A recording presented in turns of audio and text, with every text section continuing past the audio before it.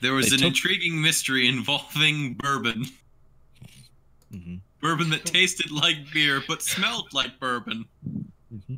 If it looks like bourbon, and then they Mara liked like his bourbon. And it tastes like a beer. Yeah, Mara was very happy that you shared your bourbon because it tasted really good. What was it? And then I didn't abuse him again over the course of the night. What was it? And then I love the freaking. What was it? Shit. What was it?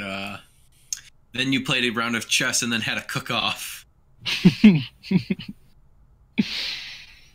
I forgot about the cook-off. Yeah, it was great. It's literally just salted meat. Salted beef, and he got like an 18. It was really good. Meanwhile, Eddie only wanted to do it so he got free food. Free shit! Actually, just like looking, I'm pretty sure this is technically more impressive. Making a salad that doesn't taste like shit. And Dell was unconscious because he tried to drink his problems away. Yeah. Drank an entire brandy. Yep, when he barely touched any alcohol for the last, like, at least half decade. And I mean, especially considering, like, if I, a human of slightly above average weight, like, black out and shit on his computer after just a bottle of wine, and brandy is, like, more powerful than that. In his defense, it got the job done. Yeah, he dulled most of the pain until it dulled all the sensations at once. Yeah. Which still counts. And then he woke up 10 minutes later and took a shit on his dulcimer. No, but Grob was there and he stopped him and led him towards the bathroom, or where he is. I don't know what Nate kind has of... to play Grob now. Okay, I'd be cool with playing Grob. To be fair, I don't know what kind of drunk Dell is, but apparently I know what kind of drunk Mason is, and the answer is a poopy one. A pretty drunk. Wait, guys, I have a question. I just this one isn't funny. I just need to fill space. Just tell me if it's okay. One day, a small dragon named Mushu thought exile was too much to go through. Though real screwed at first, his fortune reversed when he murdered the Han leader Shan Yu. That works. Okay, Yeah. cool. I mean, not Keeping with the theme. Yeah. It's nice. I just have to write them about Mulan, so like. Yeah. Oh. I mean, that one wasn't. I mean, that one wasn't like as like that first. Okay, I think you need to either start or finish with that one. Well, I'm starting with that one, and I'm ending with Captain Shang. Gotcha. So yeah, everybody wakes up the next morning. All right. Yeah. Yeah, has the stream started yet, by the way, Drew? Oh yeah, we're going. The DM never confirmed that we all wake up. Oh, it's Sinclair. There should be an apostrophe S after Sinclair because it's his Sardonic Spooktacular. Yeah, not everyone woke up, but Peace died in his meditative trance. What a shame. We do have to go back to the town first. Why? Because I need to get my rock. Okay, look, you guys. You're gonna get this rock. You guys just woke up. I'm about to say, Del. No, don't even. You have You have a hangover from hell. Oh yeah. Drinking.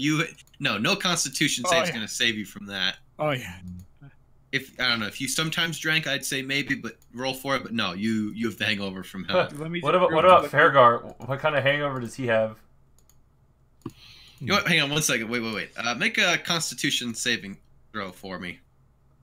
Because he was drinking as of a month ago. Okay. No, that was more for me to see how I'm going to play it. Okay, well, you managed to keep down Drenger's cocktail. I was gonna say if you rolled low enough, I was gonna say you wouldn't have much because you'd have puked out most of it because of Drenger's cocktail. Yeah, I believe it. But you somehow managed to keep it down, so you have a bit of a hangover. Not crazy, but make sure you throw those blueberries in there, yo. Get that nutrition. Fergus is making me a hangover cure breakfast. Well, just a hangover cure breakfast. I periodically just like grab one of the leftover bottles. Hey, you want to wash that down? Exclusively just to see if you're paying attention enough. You're fucking hilarious. I hear that all the time. But yeah, fun fact: if you ever do wind up getting a nasty ass hangover, just like a lot of carbs, a lot of fats. There you I go. can imagine Gus is just saying this while he's cooking. What you Yeah. want. Also, what is it? I hear like do that, but also what goes really good with it is at least that I've heard anyway. I don't know from Gatorade. experience, whatever. Well, I was gonna say like if you have like some berries and like strawberries, like mix them in a blender, like a little homemade smoothie. Dude, smoothies are weak shit. You need No, a bacon to go with sandwich. to go with it, you dingbat. Nah, just a Gatorade. Not by itself. All right, but yeah, that also. Well, probably because the electrolytes and shit. Yeah, I'll just go to the nearby Barthen's Provisions and ask him what the fuck a Gatorade is. Gatorade. There's only one Barthen's Provision.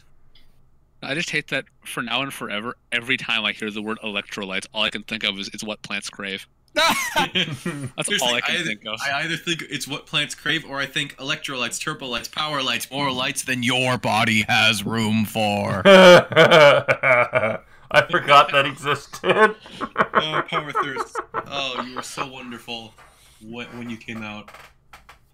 There's this really annoying ad on the Hulu app that's like for smart water, and I think it's like Jennifer Aniston, and she like keeps talking about her electrolytes, and it just pisses me off every time I hear it. Let's go what plants crave. Yeah, exactly. All right. But yeah, So- everyone wakes up. Gus is making the Hangover Destroyer breakfast. The 666 hangover fucker. Mar walks back to his chess set and makes sure every piece is in order. Del has Right. his hands in his arms on the table. Hey, Like that, buddy, you, that picture of Picard with the double face palm. you with the living? Unfortunately. On the plus side, if you die, maybe I could just bring you back with us. That Good is time's sake. that is perhaps the least comforting thing you could have possibly said to me. It's a decent breakfast. You've made better, but Cooks, it's decent enough. cooks. What? Not letting me get cooking advantage on utensils? breakfast? You're cooking utensils for breakfast. Well, no, it's what I roll to see how good I cooked. Yeah, and you It's- cook. He cooks utensils at I a like to- 14 out of 20. I like that if you roll a 1, then we actually just get the cooking utensils. I don't know what went wrong. If you crit I fails- accidentally Eddie- deep fried my spoon, but you're gonna eat it anyway. No, I love it. No, come on. What is it? He no. If he crit fails, he literally just accidentally knocks over an entire freaking salt shaker into it, like an entire shaker's worth of salt just into it, completely With the ruins shaker. it. With the shaker, it just goes in. It's just just so much salt. But no, see, please tell me that Eddie was helping. No, I would think I would, but I'd Give him probably wouldn't give advantage, DM. I don't have that Please. much experience. Well, see, here's the thing. It's the act of helping. It's me saying okay, you do this now. And Okay, it's you like, made a okay. damn fine breakfast as usual. Good. Can't believe how freaking How much he handing cares. me over a breakfast roll. I will not allow you to break Fergus's streak like this. Plus, I mean, generally, look. A 14 is not terrible. What is it? It's like maybe an off day for him. Is what a 14. Because would be. We all it have isn't off Willy days. Wonka levels of fantastic, creations. It's just it's a breakfast. Because I was gonna say, because I mean, look. He rolled an 8 on the die, so slightly below. If 10 is the pure average, right? He rolled slightly below average. He's having a little bit of an off day. It's good, obviously, because that's a 14. That'd be a really good day for anyone else. For him, it's just that's what I'm saying. But fine, he can have this. God fucking damn it, you bastards. So anyway, I thought, weren't you guys having a conversation? Were we? I was gonna say at this. wasn't. Okay, I was gonna say at this. I don't know, something about turning. Oh yeah, it was Eddie joking about turning Del into a zombie if he died. Joking? See, I like to imagine everyone else assumes that he's kidding when, in his mind, it's actually a really sweet thing you could do.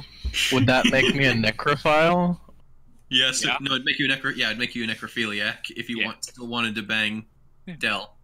But no, I think that's what I'm gonna stick Well, with we'll from see now on. what he's Whenever like when he he's says dead. something like that, he genuinely means it. In that's one of the nicer things he can say. He just doesn't actually realize that that's entirely horrifying to The everyone. worst. Yeah. So anyway, all right. I was about to say if we keep going at this rate, by the time freaking Denmark gets back, you guys are not even going still to have having breakfast. Yeah. Yeah. Wait, I when was is just Denmark walks in the coming front door, back? pulls up a plate. Next week is when she should be back, if what she said is correct. Okay, speedrun. Right. I was gonna say I was expecting us to actually be there by now. So, okay, you have breakfast. You go over. So wait, no. Now I remember. The party was making a decision. Mm-hmm. Basically, Drenger and Grob were like, "Hey, our boss really wants to meet you, you know, because we told him about you, and also then the whole Fandolin concert thing. And you know, we want you to come with us." I think Dell was agreeing. Well, did Dell agree to go with? I mean, did he? Yeah. Okay. Dell But if I- Dell said that the conclusion Dell came to was, I'm going, but I'm not going to force you guys to go if you don't want me to. Yeah, and Drengar was just like, "Yeah, hey, bring your friends. The more the merrier. I'm sure they'll love y'all." You know, and blah blah blah. It'll be a grand old time. Something. It sounds fun. It's more interesting than a rundown manor with nothing to kill. Mm-hmm. Gus agrees under the thought process that, like, Dell would probably have a panic attack if I wasn't around. Not You through can't- not through any fucking like virtue of like his effect on Dell, but like Dell just so far has been a very provocable. I will just say Fergus is kind of Dell's rock. Mm-hmm. He is the foundation. Yeah, Dell's going to need Fergus on the ride to this place. I'll Give you ride some of with that you. monk wisdom.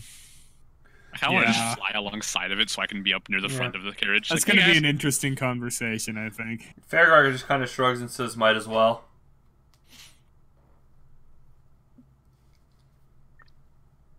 So do we have like a lock for the manor, or is there nothing worth stealing besides all the booze? I mean, I put a lock on the booze. Yeah, but with that much, if we're gone that long, they could probably just steal the cabinet. I was Yeah, gonna but say- everyone likes Gus. I was gonna People say, are slightly favorable towards Eddie. And They're probably like, terrified of pissing off Fairgar. I mean- they're like iffy with him. They're like, I mean, he's probably but I mean, he's been doing all that neat stuff to help us, though. But That I mean, Fairgar did you- dude, man, that Fairgar dude ripped the dude's spine out of his body. Yeah, but then Fairgar hung around and like was a really nice guy for a while. Everyone just thought. and then that also was you bad. helped fend off. But then you did also help fend off that ogre attack. I'm a scary dude. He didn't really do anything there, did he? Wasn't it all everyone else? Namely, No one knows. fucking- No one needs to He know was that. still there. Yeah, He helped. he was there, but it was like fucking Ernest actually just one-shotting everything. Ernest is hardcore though, so Yeah. Dude, he's a badass. But anywho, all right. So yeah, so the party's in agreement. Then yes, they want to go with Dell to. After Visit we this Sinclair. stop by the town. Yes. On the way. Okay. You're gonna have to go into town to get out of town. Okay, Unless you great, wanna great, just try great, to- great. That's as long as that is established. Are we allowed to tie him to my broom and then just fly him, like not even through town, just so he doesn't do this? from his neck. I just want my rock. All right, so Screw anyhow. your rock. I just let the man have his fucking rock. What's wrong with you people? There's a lot of things wrong with a All right, lot of so- people in this party. So all right, let's move this along because yeah, again we are. Okay, so. All right, so yeah, you got everything. Also, what was it? I forgot to mention Droop. I assume Droop lives with you guys, right? Yes. Yeah, so Droop will watch the place. Mhm. And also he's got, and also Sildar and Albric and other, Okay, like they're good. doing stuff. Like Droop and like Sildar are will be like supervising while you're gone. Gosh, Do we have, me, like, a Droop French and maid Glassstaff for could all. No. leave No, in he the has like a nice shed. little suit. He has like a nice little suit though that he got tailor made with the money you guys gave him. Damn. He's got like a nice little suit. Yeah, Corbin, I'm looking forward to seeing that one. Yeah. Droop in a suit. Oh, speaking of which, did you ever get around to doing that other drawing? I did not. It's okay. Like I said, we still haven't even exactly nailed down what we wanted to do with Burrell. Anywho, that's one of the other members. You would have heard her name mentioned last week at some point. I don't remember when exactly, but yeah. All right, so yeah, so you. All right, so Corbin, didn't you say also your gauntlets? Didn't you say you wanted to do something with those? Oh yeah, those are Fergus's now. Oh. Well, thank you. Yeah, you have fun with those. All right. You wait. How many magic? No, wait. I forget. How many things are you attuned to currently? I currently have the spider staff, and I don't think we actually discussed whether or not the friar pan required attunement. Let's see. We should probably decide that. Yeah. I would say becomes probably because, I mean, like I said, you're able to act it. Well, like flying broom doesn't require attunement, though, does it? No, yeah, you're right. So all it does is just when you're wielding it and you want it to, like you speak a command, it's like a drift globe or something like that. You know, like where it's just you turn it on. It's like a really handy tool. So you're not attuned to it. So you have so the only thing you're currently attuned to is the spider staff. So if you put the gauntlets on, you are attuned. The gauntlets of ogre strength is what I believe they are. Mm-hmm. So you have a strength of 19 now. What was it before? 12. All right, yeah, you are now beefy strong man. Cool. I believe you're about as strong as Fiergar, actually. I believe with those on. I have 18. Okay, so you're slightly stronger, but not enough for it to mechanically change anything. All right, I'm just gonna add that to my feats list so that I can actually keep track of my old one. Fair enough. And we all remember what Dell's strength was. Wasn't it a 8 or was it a 9? 8. It was an 8. Yeah. So was mine. We had arm wrestled for it, just for fun. Yeah. What do you have, a -1? Well, yeah. Because Dell's a wizard and Do I look? Dell is a wizard. I'm a wizard. You're a wizard, Delly. I'm a what? A wizard. You are a wizard anyway. I'm a wizard. Yes, you are. So. I can't be a wizard, DM. I'm just Dell. No, just Dell. You are a wizard. You're multi-classing. I thought we were just kidding about not getting to the fair before she's back. Yeah. And I guess I'll just adjust. And The you know what? first step is Just getting be to nice town. Because you were being so generous and giving a very useful item to one of your allies for him to use. I'll let you have inspiration for that. Yeah. Because you basically gave yourself your one weakness back to help out your buddy. Yeet. Oh, does your strength actually help you that much? I mean, like, martial arts allows me to utilize strength or dexterity for basically every single non-ranged simple weapon. Plus short swords. Wait, what did he give? He gave me some gauntlets of ogre power, which increased my strength to a flat 19. Oh, that's cool. Yeah, it's a magic item that he found. You weren't there for it. Basically, when they were in Wave Echo Cave, they found a bunch of bugbears digging around in a pit, and then they killed the bugbears, and then Dell dug around in the pit, and then he found them. Yeah. Cool. And I mean, like, to be completely honest, all it really gives me is a +1, which, I mean, in a game of inches. Right. And also in case you need to make any strength saves or just strength checks in general. Mm-hmm. Yeah, because, I mean... Well, crappy rolls don't help you. Yeah. I mean, to be fair though, it would have been a 6 otherwise. Mm-hmm. Actually doubled. Or no, wait, like an 8 or something. Anyway, so yeah, so okay, so he gives that. You gather. Okay, what are you guys? Are you guys just taking your full gear with you then? Armor, weapons, the works.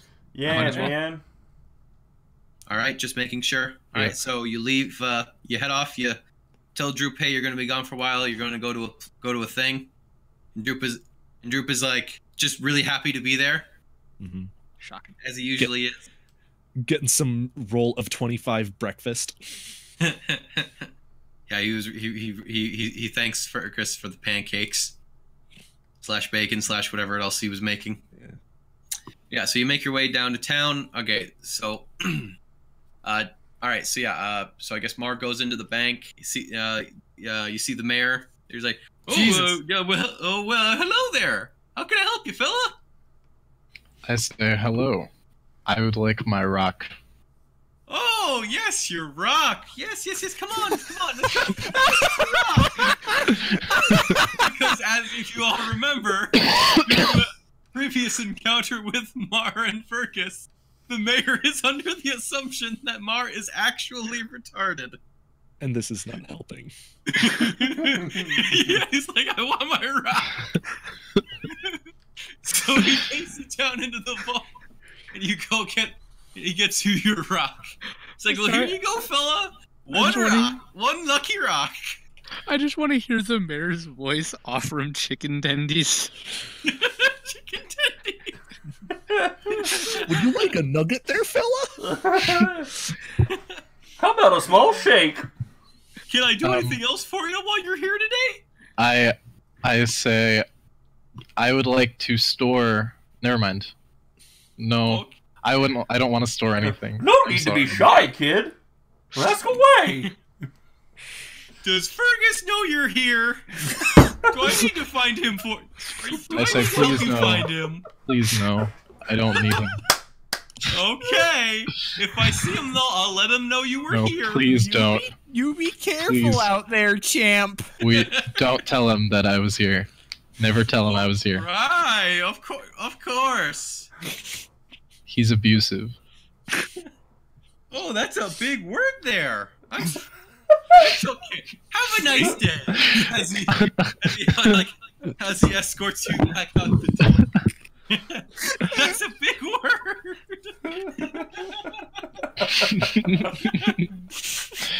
Oh, Dylan. For the record, because like I think it was like last week when you were like, "Oh, you don't have another dagger," but I was always under the impression that like I put in the shitposting, like I was under the impression that I had like just a few daggers. Yeah, like some like if No, you okay, like I like a meant holster on with a you, few. just at this moment. Like, Okay. I meant like just immediately grabbable. Okay. Is what I meant. Like if it weren't for the fact that you were just slung over Fergus's shoulder, I would have said yes. But Okay. like I said, you have them. Yeah, you've got multiple daggers. But like I said, you were being carried over his shoulder, and you were trying to be discreet. But in like a normal encounter, I would have them at the ready. Yeah, you right? could- Okay. well, Just yeah, wanted I to mean- confirm. Yeah, you'd have to pull. I mean, you'd have to like pull it out. You know. But Yeah. If you lost one, yeah, you could. Got my rock. We ready to go? Okay. Yes. Let me just go ahead and remove Lucky Rock from the banknote. And I added it to my inventory again.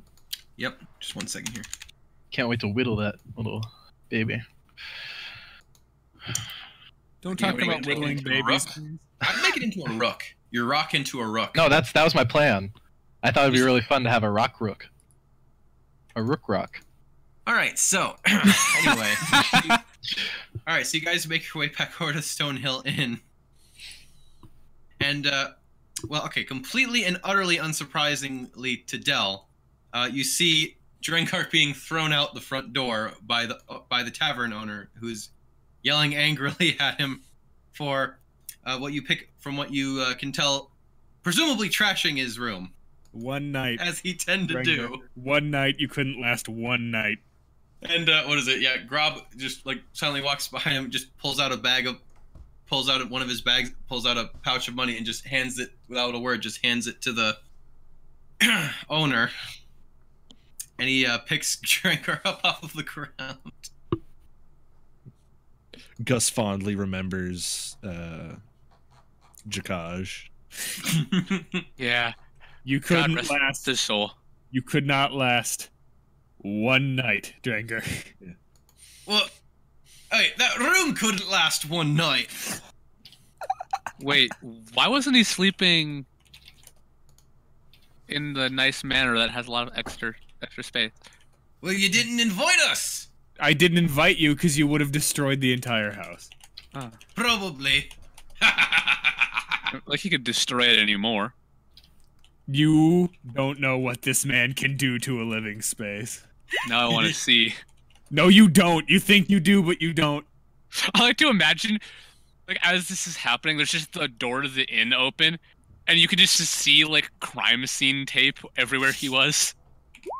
No, you don't need... No, peace. You don't...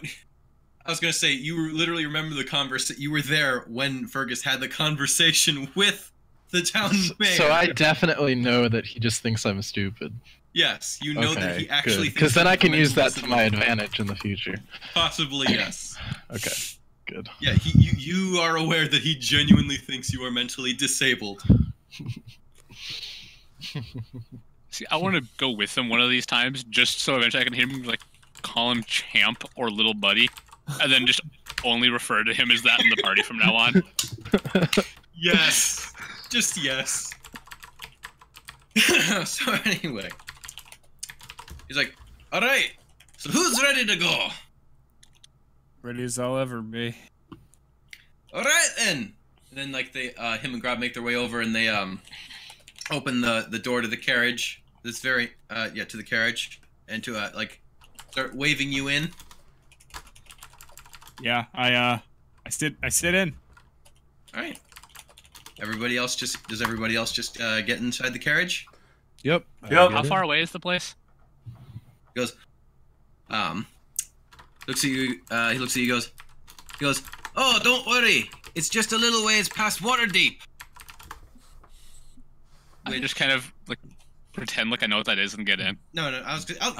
Okay. Oh. Yeah, I'll say this Waterdeep thing. is, I believe, a little. It's a ways south of Neverwinter. Basically, okay. So if you Because you know they're that, actually at the halfway point between here, Neverwinter. let me and throw you guys up on the map over here, the Sword Coast map. You can't see it here, but if you just scroll all the way down, like, okay, you see the distance between Neverwinter and Crab's so cute. Cragmaw Hideout. Yeah. Like you see that's go to the very bottom, and then roughly that distance from where the map ends. Okay, is never mind. Is to water. Let me just tell you, Yeah. you don't need to make it. None of you need to make any rolls. Waterdeep is like one of the biggest cities in all of Faerun. It's like the third largest city. Oh. In the world, basically. It's also Okay. the world's largest port. It's a big. That's a big city. It's like the freaking New York's, Manhattan. hence of, the name Waterdeep. Yeah. Haha, because that's a port. Well, yeah. Yeah. It's As a really opposed big to city. water shallow. As opposed to soil shallow. Land shallow. Dry crust.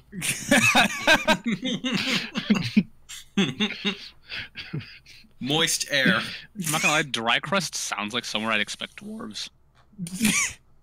Dry crust And- sounds like the sort of dude where a dude will like a goblin will bust out from a sewer and be like, "Hey, buddy, what about I watch?" Actually, yeah.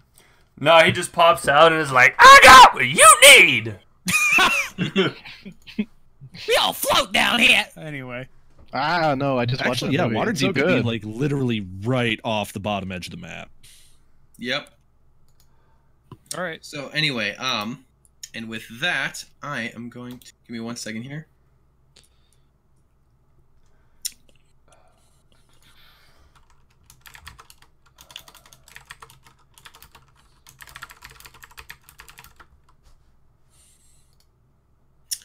All right, and with that, I'm going to throw this up in the important links. Boop. You are all cordially invited. Oh. Neat.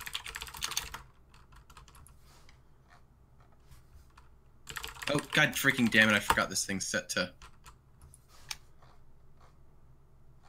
to seeing my webcam. 1 second, I need to turn that off. Because I was the only one in here forever, so it never turned on. There we go. Disable. Oh, good. You could just copy the. You copied the character sheets, but I can't actually look at the sheet. Oh yeah, I need to give you guys because you guys weren't in here yet. Yeah, didn't bother giving anyone permissions I because can't give you permissions because you weren't in the game. Yeah. Mhm. Give me 1 sec here. So, give me a sec here. Spooky.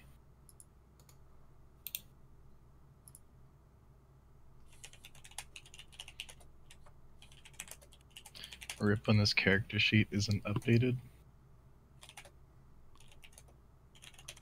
I don't have my lucky rock. Oh no. If only you could add a lucky rock. Ooh. Man, if only this had happened 2 months ago. This is Halloween. Like I said, I've been planning this way ahead of time. Okay, so before. Okay, so hang on. Let me give you guys access to your character sheets. I can't wait till my last name is Sinclair. Oh, that'd be so nice. What are you, gay? Yep, look at my profile pic. Oh shit. Oh dang. All right. Oh shit, he's right. All right, Drew and Nathan, you've got access to your character sheets. Kitchen.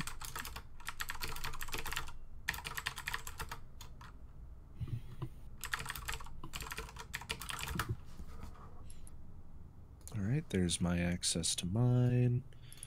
I gotta put the Gauntlets of Ogre Power back on, but that's about Oh it. yeah, because again, I've slight. Yeah. Bond is back.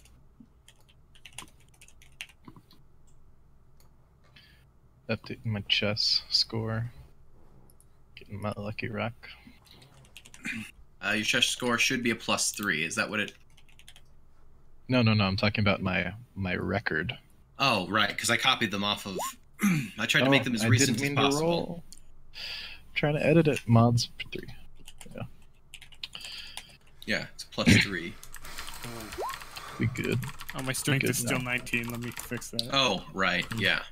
Oh, and you wouldn't have that thing where it references that your original strength was 12, Mason. Yep. Yeah, I just put that on. I put that on Right, before I wasn't wound up. right, I said I wasn't expecting these last-minute character sheet changes when I. Can we close the other room? Yes. Okay. Goodbye, giant enemy crab. We will miss you. We I miss won't. you so much. Actually, that is such a cute crab. Who drew that? Me. Is this for Oh, the I new love it. campaign, or are we going to use this from now on? No. This is okay. This is a little Side deal. thing. Yeah. You might pop back here every now and then, but this is going to be more of just a little. That's just a little thing. Don't worry. Word, okay. Corbin, I'm also pissed that my favorite thing you've ever drawn is now irrelevant. What is? Oh, the- yeah. they die on the point. Yeah, if you're gonna go die on point, or if you're gonna It's, die, it's, go a, die it's a on point. relic. It's a relic from a time. I mean, since here's the thing. past. Here's the thing. She can technically revive up to 2 people if they die on the point, if she has her ult. You know? It's still Remove gone. the gauntlet of ogre power. Right. So, anyway. Oh! Wasted. Yes. Wasted. So, I'm going to switch us over here. We're about to change scenes here. So, Oh, I was gonna draw a ghost. Never mind.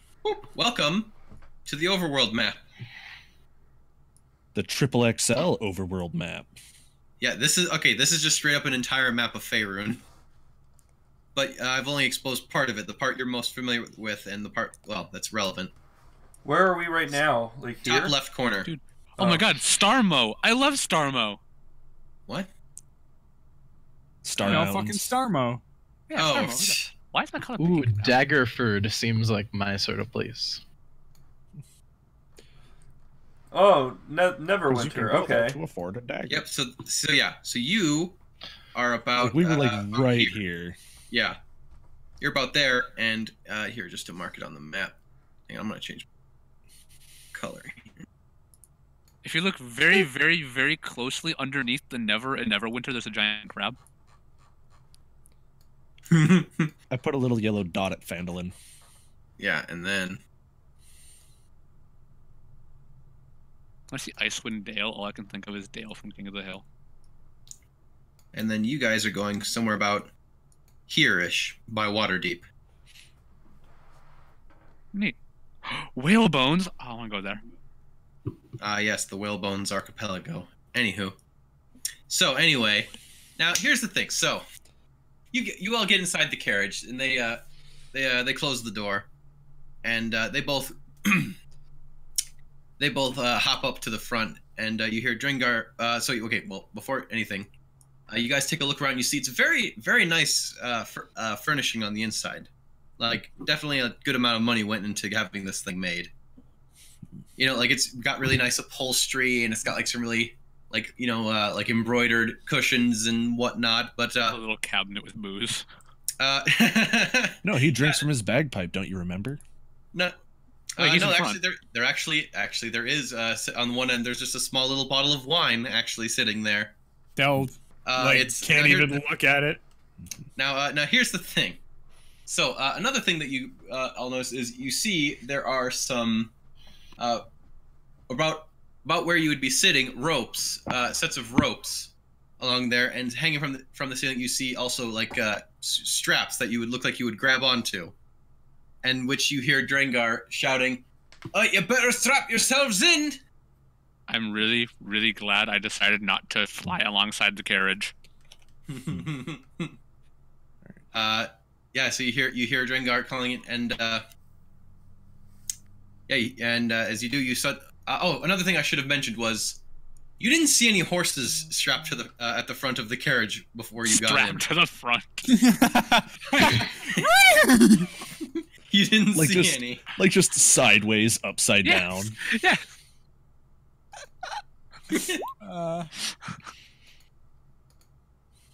Wasted. All right. Well, Gus, deciding to trust the warnings of newfound friends, buckles himself in as quickly as he is able. Yeah. So does Fergar. Yep. Del. As does Mar. All right, so you're all strapped in. Okay, so as soon as you all finish strapping in, you just suddenly hear Drengar go, "Yeah!" And suddenly you hear these loud horses. Just suddenly, you hear the sound of horses, but something seems slightly off about them, and just suddenly the whole thing just jolts as you just go like just careening down the road. You know, just like faster than you would think a carriage could physically possibly go. What was it? Is this new to my character? Yes. Okay. Yes, this is new to you. You. Del, what's going on? I'm as lost as you are, man. You suddenly hear Drengar shout, "Don't worry! Don't worry! We'll get there before sunset if we play our cards right." This And is how I die. are any of you looking out what are you guys doing now as you're just like suddenly you're just in an extremely fast moving vehicle? No, I'm totally gonna look out the window to see. I close look my over. eyes and let the ride take me. I look over at the rest of the party, and then I'm just like, guys, I've already died once. Gus is gonna roll for car sickness. I mean, if you want to, go for it, dude. Oh, no. God. Gus Alright, gets here's very the- car sick. All right, here's the thing: as you, you start having to puke. I assume you'd probably lean out the window to like puke if you were going to, right? I'd try to, yes.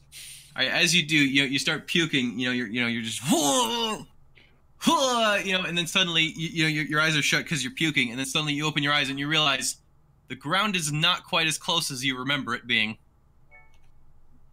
This is a And really now large it's getting, and you room. see and all the rest of you see the trees. You start seeing the tops of trees. Hey, And you Drengar! Is he Drengar! drinking? Hey, Drengar! Quick question. What the shit? Goes, I know, right?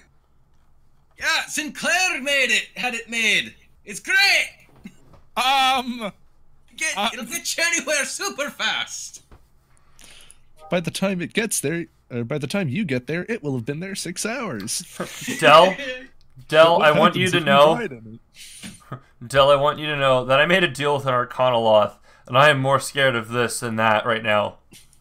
I mean, I literally sold my soul to a demon, and I'm gonna be totally honest with you, man. One of them is a much more pressing matter at the moment.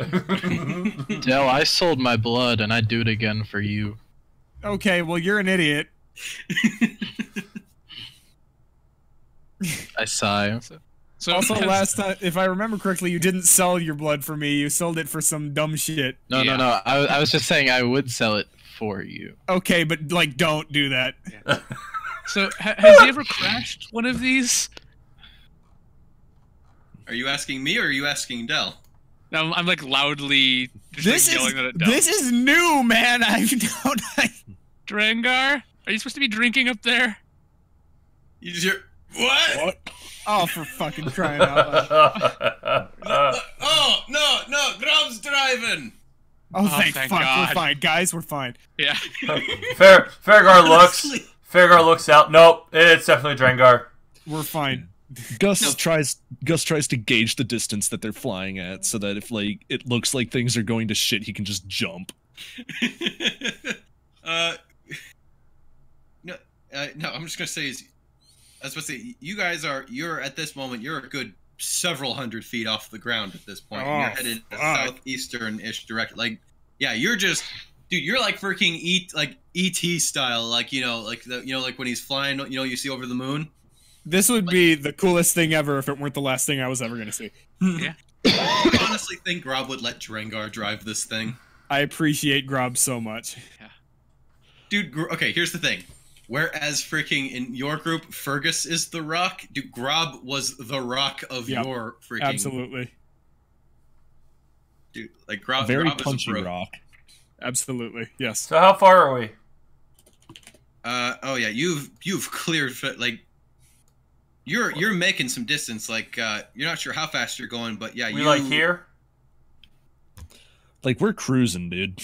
Yeah, like, Cruising hard.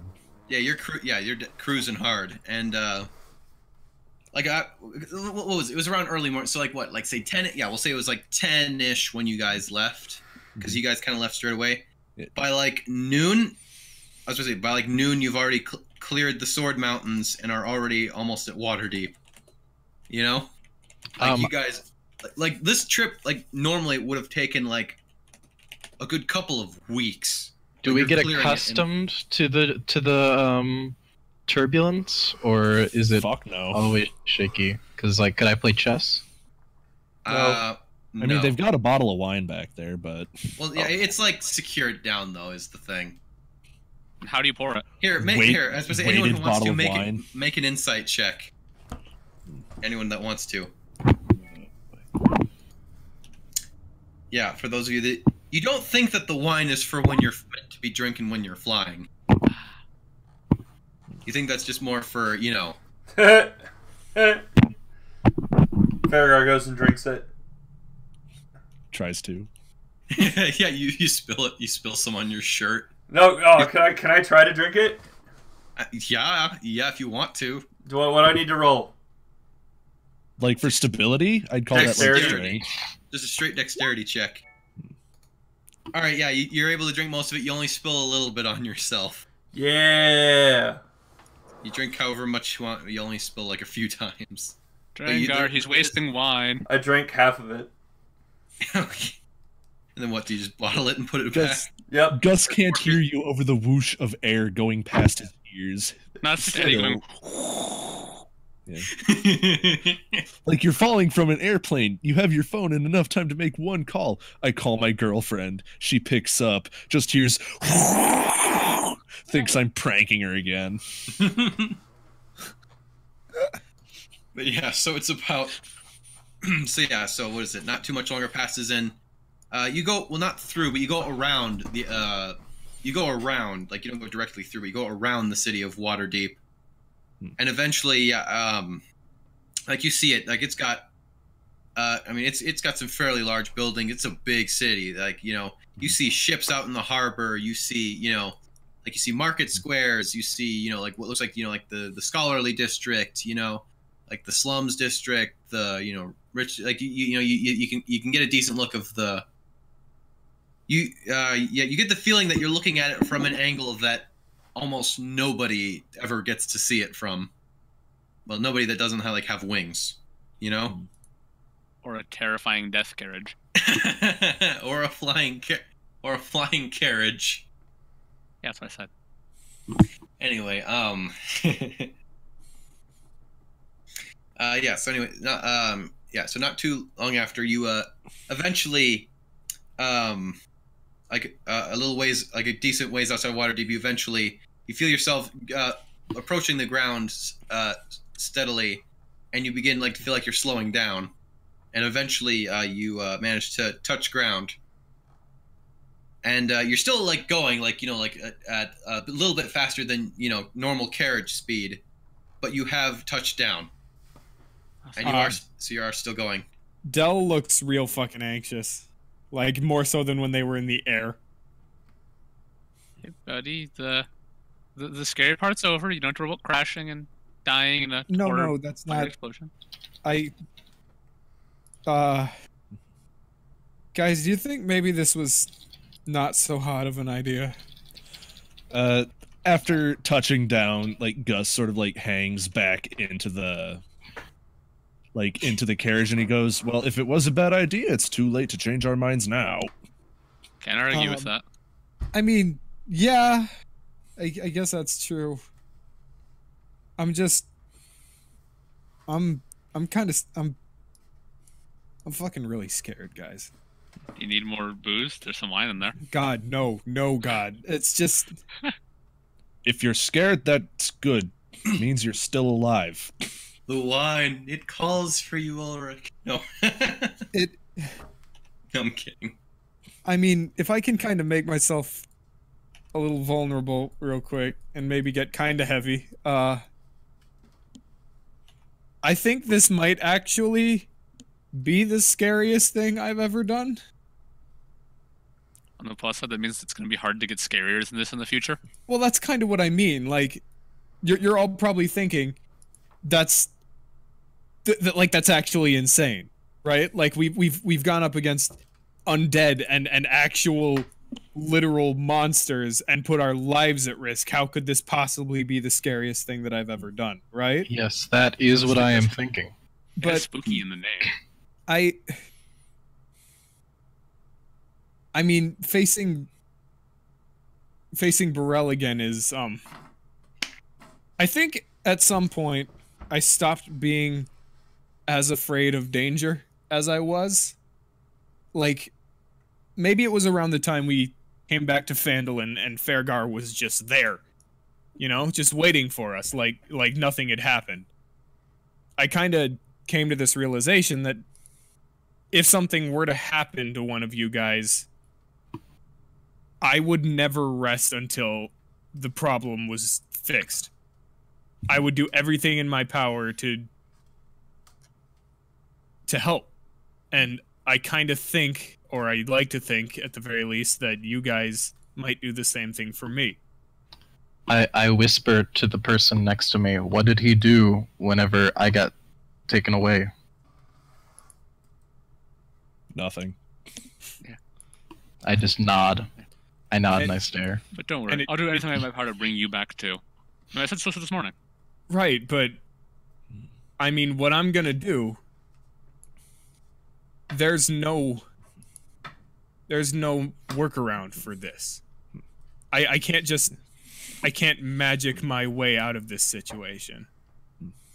There's no insta fix for it. If I go up to Burrell and I gut myself for her and I apologize for everything and I just lay everything out there on the table and she still doesn't forgive me, which I wouldn't blame her for.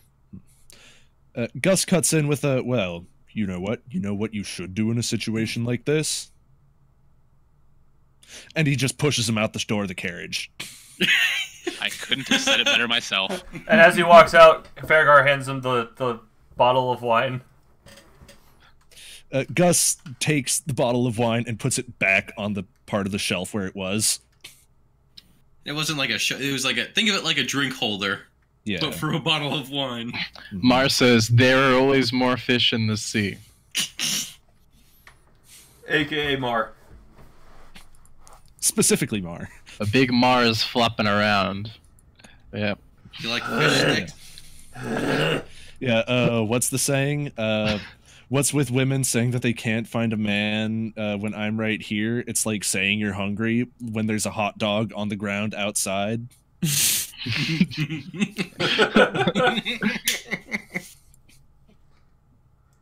Mar is the ground dog.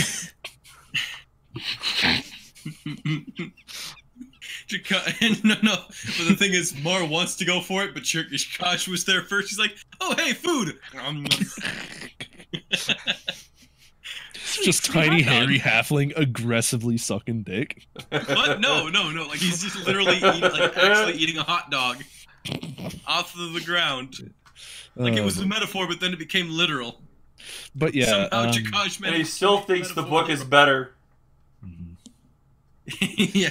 But yeah, after basically Gus just pushes Dell out the carriage door, and then like puts the wine bottle back, and then follows him out.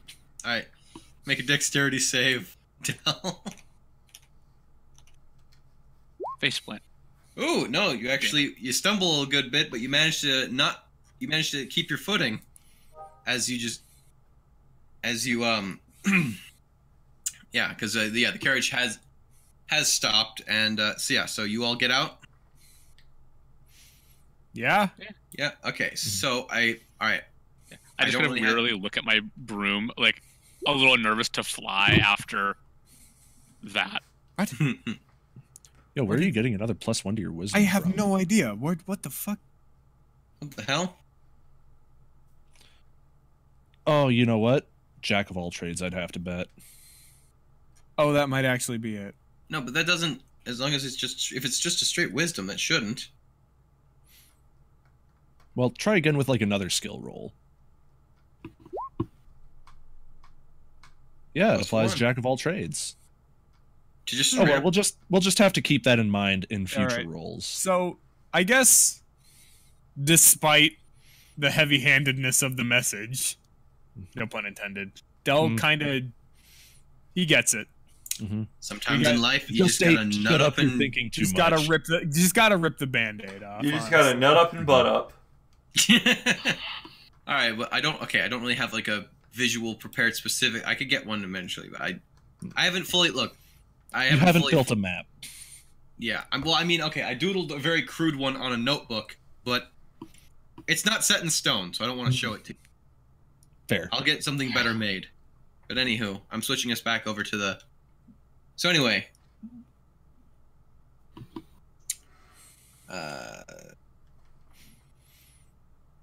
here we go. All right, so yes, you come out and you see before you is what you see large tents and stalls set up everywhere. You see just right before you, you're at the entryway of what appears to be just this great carnival / circus thing. And hang on. There we go. That's a fun one. Yeah. Sorry, I had some music prepared for this. Anyway, yeah, you see just in the center of it all, just before you, it's just this very large, just massive tent, probably the biggest tent you think you've ever seen in your lives. And it's On the outside, anyway. Well, yeah, on the outside. What? All right, so that's not the biggest thing that catches your eye, though. Immediately, towards the left, which I suppose would be the western-ish direction, you see what appears to just be a very large circular structure to the side of it that it's just unlike anything you've ever witnessed before in your entire lives. And you see that it's very slow, just from you're a good ways away from it, but from where you see it's just very slowly turning and occasionally stopping.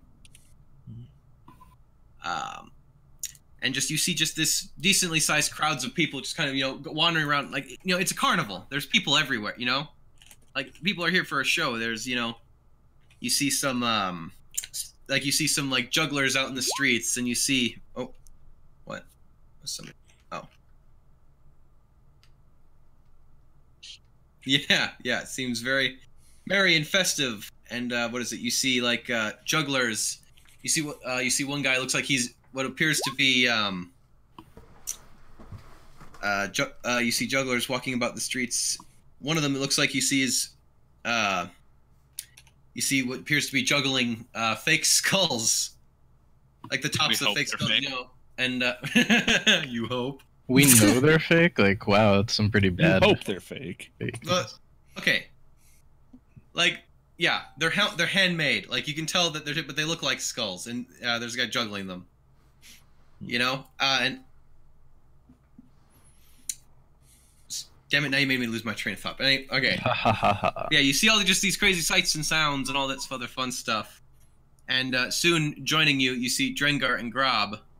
You hear them get off of their off of the front, and you look and you see you see very briefly before they vanish. You see two spectral horse-like forms. Just sort of just very briefly there. You saw them, and then just in another instant they're gone. Like as soon as they left. Drengar? Are we sure that the magic that this guy, the Sinclair guy, used to make this is like kosher? What? Oh, yeah. Don't worry about it, Ulrich. We've been working with this guy for years. You think we'd... Look, I know what you're thinking. Like, he likes the skulls and the spiders and all that. No. Look, it's all for show, Ulrich.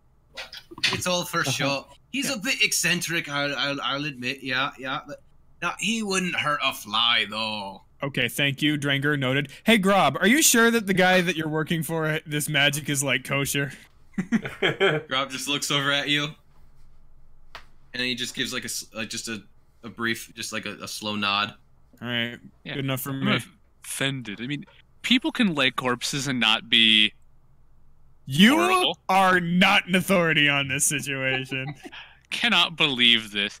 I am feeling personally attacked. That's okay. That's fine. That's I'm the personally point. attacking. Man, fucking half elves. No, humans are also perfectly against your ideas of a good time. Damn it. Most of them, anyway. I'm a Alright. paladin. I don't like these things. It's bad juju. Bad juju. Skulls mean bad medicine. No, but they were good medicine for me. Alright, I need caffeine. I want to get caffeine. Okay, go get All right. caffeine. Yeah. Well, yeah, if he's getting caffeine, I should probably take a leak. All right, we'll take a quick 2-minute Yes, break. and I will transfer to my other spot. I heard will sit caffeine, right here. so now I'm gonna go grab a Mountain Dew. I'll be right back. Jesus Christ. Okay, I'm only here. Well, it's just the two of us. Hey. Oh, who did we... Got Mars doing this other thing. Oh, yeah. So, from now on, like the rest of this, I can just imagine when people are talking, fucking necromancy bad bitch under his breath the whole time. Goddamn close-minded people.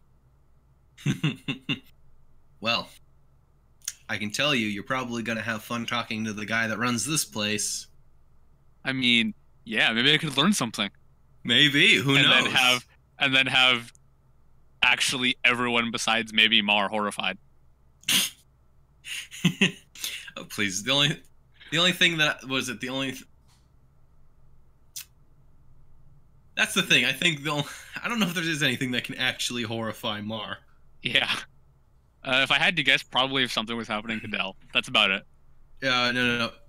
Like just Dell became ugly or something. I don't know. Yeah. But even then, he'd probably be like, "No, it's okay. I know he's beautiful on the inside," or Yeah, some exactly. shit. Like nothing. Like literally nothing phases Mar. Yeah. Like nothing. Mhm. Like you could chop off his freaking foot, and he'd be like, Aw. "Kinky." Oh, that's So not. He That's has not to form nearly. into a set of chess pieces. Just That's use not- the blood as lubricant. That's not nearly as far as I was going to take that. I almost made the same statement, except I was going to say cut off his dick, but No, You right. can make it into a No, rope. I literally made that joke to him once, and he's like, well, I can, like, basically, he said the equivalent, like, I could still, like, nuzzle up against you, or something like that, or like, he literally, like I said, there's no phasing him. Literally the definition of, oh, whoa. What's this? Damn it.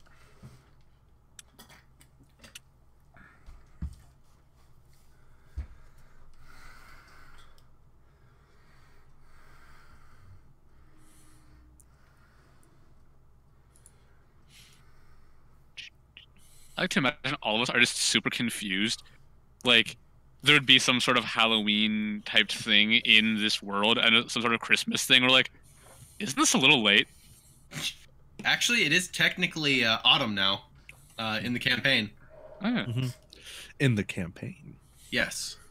And again, like I said, I've literally been I know, working on this I know. for months.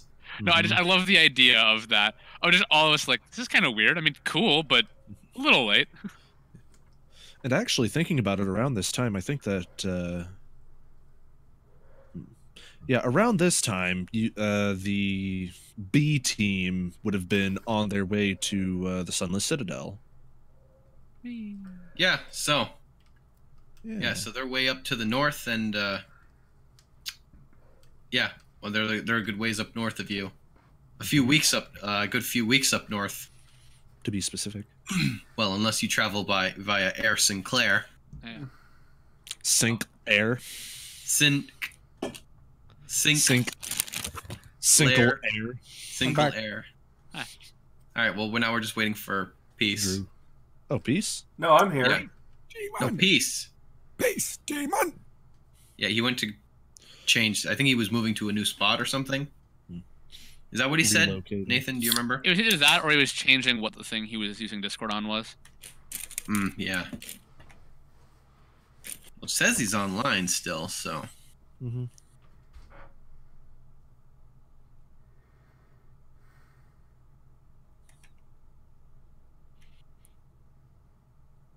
Not gonna lie, I love that though. Dringar, are you sure the magic is kosher here? He's like, yeah. He gives his full explanation. He's like, Rob, are you sure the magic is kosher here? Just nods. He's like, okay, good enough. Or I mean, every time Drangar says don't worry about it, Dell's first instinct is to immediately worry about it. But now Grob is saying don't worry about it. Yeah. Meanwhile, Dell's all like, man, I'm really worried and I hope, like, I'm really scared of this. And, like, Gus is all like, okay, but as a counterpoint, shove. I liked that part. I liked the part where Gus pushed Dell. That was pretty fun. Gus is just continuously pushing Dell down the staircase of life. Yeah, it's all like, okay, but what if? And Gus is all like, okay, on the one hand, shut up. I love that. Literally, he's just like, all right, here's the best advice I can give you. Shoves you out the door to immediately face your problem. Mm-hmm. Well, I mean, to be totally honest, like, Dell overthinks. Yeah, he does. Farragar under things. Yeah. Eddie thinks about something else entirely. Jakaj just does not think, period. He does not have the capacity to think. Do I have to get that fucking roll again of literally 0 intelligence? That was so bad. Give him the Jakaj. No, like, what was it? He rolls 4, like, what was it? He rolls his stats. He actually rolls 4 ones, drops the lowest. All right, because you're Jakaj, you have a -3 modifier to intelligence. Mm-hmm. He's just literally a pet rock. Mm-hmm. Oh my god, we have him with! No way. Yo, he would be like the perfect opponent for a brain-eating enemy. They're all like, what am I supposed to eat? I'm so hungry. He just goes up against the mind flayers. Like, they successfully paralyze him, start digging around in his skull, and it's like, wait, what the fuck? It's empty. No, I can imagine it's not empty. It's like those fucking fake cans of nuts where all of a sudden there's just a fake snake that pops out of it and scares them. Ah! Yeah, but like because the way that they eat it's like into their mouth. Yeah. Just paper snake to the mouth. Dude, so Nathan, out of character. Huh? No, it'd be really amusing. As if you were like now that like Farragar is like changed after being like after like dying and selling his soul and stuff. It'd be hilarious if Eddie was like continually trying to egg him on into being his old self. Yeah. I think I think every time he would try, like over that month that we would see each other every so often, people would just start scolding me. That's kind of what I was thinking. I then would be like, oh, okay, I'm not allowed to. Never mind. But now those people aren't around. That's true. We can help. You know, I like how like I shove him out the door after he gives me the gauntlets of ogre power. So he couldn't even try to contest it. Yeah, I was gonna say you have a -1 to his +4. It was at that moment Ulrich realized he fucked up. Mhm. But everything that Gus does is in the interest of the best interests of his party members. Even punching Mar in the head. Especially punching Mar in the head. Is he gonna come back? Yeah, he's changing rooms. I'm eating potato chips. I'm glad you muted your mic. I was doing that earlier with someone. I'm like, I have to keep muting my mic, otherwise it's just a loud crunch. What kind of chips? Potato chips. Just normal chips. Well, I mean like flavor. Lay's? Yeah, just Lay's regular ass potato chips. Lay's That's fucking regular boring. last potato I know! chips. But I'm No, still let's have eating. sour cream and cheese ones. I mean, the original chips actually do taste pretty alright if you're just looking for that salty crunch. Because, I mean, like, I do have a personal preference for, like, dill pickle chips, but at the same time, like, there's a reason they still sell plain flavored potato chips. Yeah. And that's because people just want a salty crunch. Oh, I want chips so bad right now. Man, I want a fucking pickle. I want to eat a chip and a pickle at the same time. I want to ride. Pickle chips. That sounds bad for your teeth. Pickle Rick! That's what I was getting at. I turned myself into a pickle. I turned myself into a pickle. Why am I Alright. so tired? Because you expended so much energy being awesome today. Am I helping? Maybe. I did spend a good portion of my evening reading over contract stuff for buying a house. Yeah, I'm saving up to buy my own, and I know it's probably not going to be fun. Not going to be fun at all. Yeah. Houses are expensive. And then you have to pay taxes on them. And it's like, what the fuck? I own this land. Why do I gotta pay you to own my land? Because it's technically the government's land, and they're letting you use it. Oh, yeah.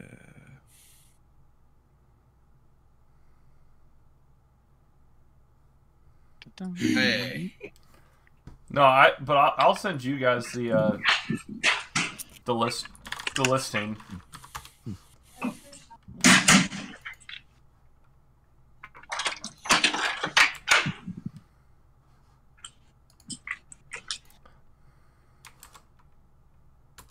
Does anyone know when the second season of Series of Unfortunate Events is going to come out?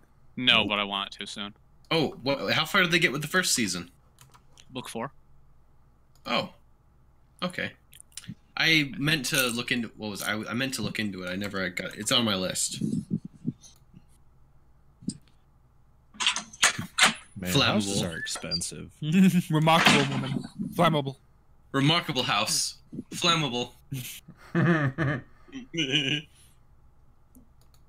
Like, not gonna lie, here's the thing, like, seeing that, it looks so weird because I can tell it's Neil Patrick Harris, but I feel like he probably would do a good job, though. Like, he's got the, you know? I will say, though, Dr. Just as far- Horrible. Oh, just my say- boy! I will just say, though, what was it, them having Jim Carrey as him in the Oh, Jim Carrey Nickelodeon was version. saving grace of that movie. Like, Jesus H. Christ, they could not have found a better man to play frickin' Count Olaf than Jim Carrey. I mean, like, yeah, they definitely overplayed the zaniness to evilness of him, you know, but, like, just, bravo. All right, so, y'all ready? You ready to go, Beast? I'm ready. I am. My tablet is still not ready, but I can contribute without clicking things for the next minute or two. Yeah. Yeah, Dylan can just Fine, roll so- irrelevant rolls. I mean, I probably won't have any relevant roles in the first 30 seconds. Yeah. Surprise, you have to make a dexterity saving throw. No, I'm just Excuse kidding. me. All right. So, yeah, let's see, where did we leave off? Let's see. So, yeah, you talked to the next coaster. Right, so. Push to talk, please. I will. No one will be around in half a second. All right. I can't push to talk on a phone. You can mute yourself though. But anyway, so let's see. So you all start making your way towards the entrance, where you are promptly greeted by an incredibly flashy and elegantly dressed man. Is he attractive though? Yes. Oh. All right. So, yes, all right. So yes. So as you approach, the man greets you. He goes, "Welcome, welcome. I see Drengar. I see Grob and Drengar here have brought you back. Welcome to my carnival. I'm Estinian Sinclair, your host."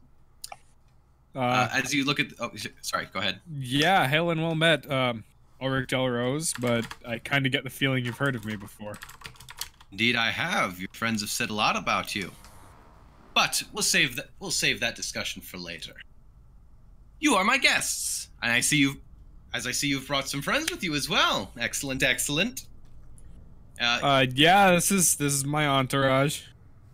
Here, I'll just give you a bit of the quick rundown of what he looks like. So, Sinclair is very elegantly dressed man. He's got black vest on with thin gold stripe, like the inside of like a when you're wearing a collared shirt and vest, like without the sleeve. That part is black with thin gold stripes going down it. A white Like collared pinstripe? shirt. Yeah, pinstripe. Like pinstripe, like vest, Yeah. vertical stripes. A white collared shirt, polished pointed boots, black dress pants, white gloves, and a very large red coat which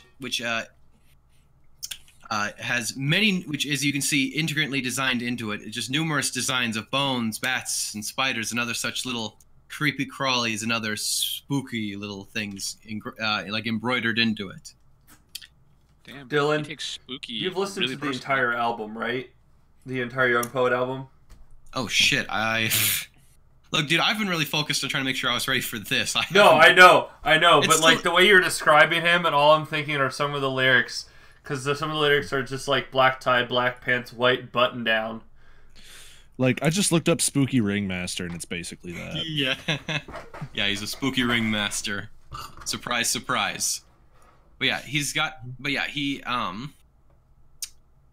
how tall is Ulrich again? Well, I mean, Tall. Just in comparison to Ulrich. Approximately 25 5 feet foot tall. okay, 5'10". So he's like just barely taller than Ulrich by like an inch. which means that I'm taller than him by like 3. Yeah. I'm But anyway, taller than he no has one. a fairly trim, Oh, wow. fairly trim figure with an extraordinarily pale complexion and Oh my brown god, eyes. I already found a texture for this guy's jacket when I draw him. That sounds like Mars type. He also, what is it? He has black, roughly shoulder-length hair that is covered Yeah. with a black top hat with a thin red band around it. And again, he also, and I said, his complexion seems almost very. Ooh, yes, yes. That is exactly his aesthetic. Yeah, let's be fair though. Mars type is breathing. Yeah, breathing and a dude. Just a dude that's and just breathing, not- I think, is optional. Here. Breathing and a dude and is not necessarily masculine. That's not No, necessarily true. 'cause either. There was Mar- that one time he brushed the clitoris. But that time, Mar wasn't really attracted to. He was just like trying to like. He was Yeah, trying to He's score just trying to some puss. smash. He was just Yeah. trying to score some puss because he thought he was getting some. Yeah. Anyway, Like But see, 90% like, sure, Mars- 90% sure that Mar would attraction fuck a is- sponge. Mars attraction, which I usually don't do for most characters, but Mars attraction is exactly mine. So but yes, I was gonna say. So yes, he is Mar has my exact he sexuality. is considerably pale in complexion, though. I So would that's- say, and That's a Mar. A and I was Mar. gonna say, and facially wise, he does have this exuberant beauty about him, like that you will just sense from him. It just seems sort of he could like Man's just got be, style.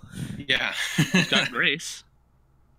But this man does not have a funny face. Damn. It's actually a very, very pretty face. Mars says, "Is your wife Oh. around?" Oh wait, sorry. I should also mention. What was it? He does look. Let's see. What? How old's Fergus again? 30 something. Yeah, Like looking 30. at this guy, he definitely looks about at least a decade older than. No, that's too old. Never mind. Yeah, he's about in his. Yeah, he looks like he's probably about in his 40s. Mar cutting action disengages. Disengages from that statement. Yeah, he's about not quite, but approaching. Yeah, well, what would you classify as middle-aged? Like 50s? Yeah. I'm kind of picturing Alucard from the Castlevania series. Yeah. Go for it. That's what I'm picturing the elf from Lord of the Rings. Which one? There's like a dozen. The man. Who cares? They all look There's exactly like a the dozen. same. The guy Legolas? who's the father. No, not Legolas. I know who Legolas is. It's the father of the girl that Aragorn Hippolyta? is Why do you attracted to. care? Why do you need clarification? Every elf in that movie looks exactly the same. That is They're all false. no, Orlando they're all Bloom? fucking. Yeah, They're all just white dudes with long hair. That's just all of them. It's the guy from The Matrix. Oh yeah, that one. Oh, Smith. I know that one. Yeah. Agent Smith. Oh yeah, that guy. Yeah, I remember now. Yeah, I don't remember the character, but yeah, I remember that. I just can't remember his name. Like, yeah. So, Hippolytus. Armalus. But yeah, moving And along. then there's his mother, Torsolus. And That then there's sounds, that sounds painful. there's like Legolas's sister, Legolad. Alright, so anyway. His half brother, Lego.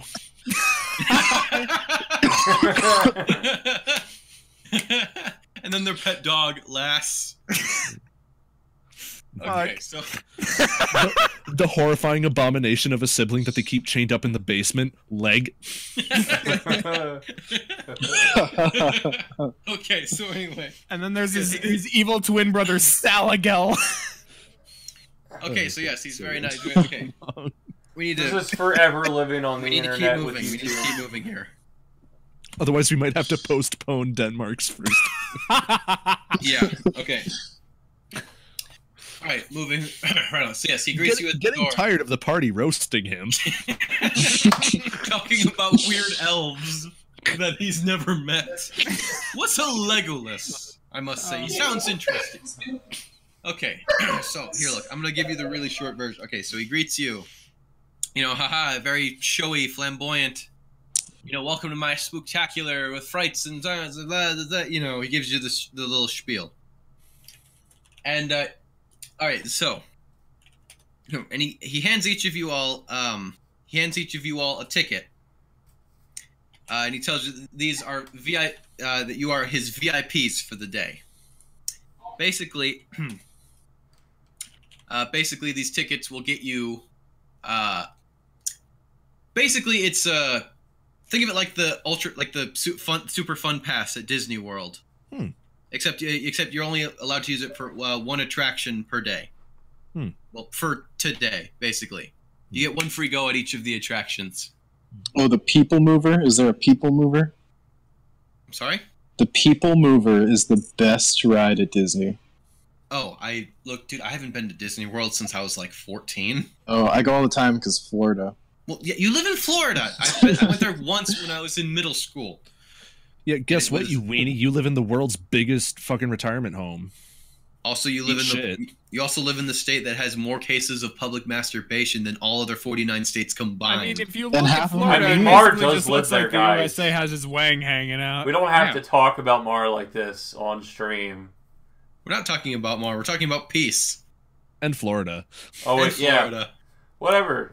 But Yeah, no, why he does everybody lives, keep he thinking lives Mar is in my name? Florida. Florida goers. And he- Mar Here's is the- not look, like given I got name. no problem with like particular, like, if you're just some average Joe Schmo who happens across this and happens to be listening to this, I got nothing against you. It's just you live in a state where there's a lot of weird people, and I don't. I want to go on I record like by Florida, saying man. if you live in Florida, fuck you. mean, Jesus. That's anyway, No, I was making so the you're joke all that given the peace- VIP passes, and he tells you what was it? And he tells you that later this evening that there's going to be a big show inside the big top tent, and that after the show he's inviting you all personally for dinner. But I hope he's not inviting us. No. What was it? He says that he laughs. He goes, maybe. But no, seriously though, no. I have chefs. Don't worry, we're not cooking anyone. To cook us? You're gonna have to excuse my a few of my party members. They're kind of idiots. No, I basically like this everyone one. but him. As I just gestured at Gus. No. He points at Eddie. He goes, I like this one. You want him? Maybe. How much? You can have him. Oh. I will pay you. I was liking this until it went from friends to slavery. Oh, don't worry. It's weird. It's weird what a slippery slope that is. Fairgar's like, I've been here before, and I'm not for this. Really? Anyway. Oh, you're talking about the slavery thing. Sorry. Yeah. No, but what was it? No, he goes, oh, you've been to here before. No, I meant I've been a slave before. Oh. Wow. That's unfortunate. How to Kill a Conversation by Fairgar. What was it? Then he looks. I assume you're probably wearing your armor, right? He looks at your gear. He goes, "Well, you look like you've done fairly well for yourself, though. So, I mean, hey, things seem to be on the up and up." Try not to go backwards, though. Well, of course, we all want to go for it. So, anyway, he goes. So, yes, this evening, come to the show. I'm sure you'll love it. And then afterwards, you can come and have dinner with us and the rest of us. Anyway, so and with that, he, like with a big grand, that ushering wave, just waves you all in and gives just like a half, a bit of a bow. He goes, welcome to my spooktacular. Have fun. So I wonder if he practiced that in front of a mirror or something. What are you talking? He's a showman. Of course he practiced. What do you think? Oh yeah, right. Comes up on top of it. You have any idea how performing works? I mean, once I shot magic up into the sky, that's about it. Well, I mean, very good job. Does anyone else have a bad feeling about this? Well, while everyone else make an is insight check. You pansy. Actually, I kind of want to as well. Yeah, Anyone that wants to can make an insight check on Estinian Sinclair. Oh, wow. That's impressive. Wow. And then there's me.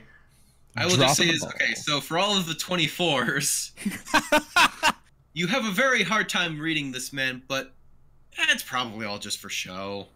Like I said, yeah. For insight being that high, that is the most vague answers you could get from reading a man. Jesus Christ. Here's what I know. He's a performer.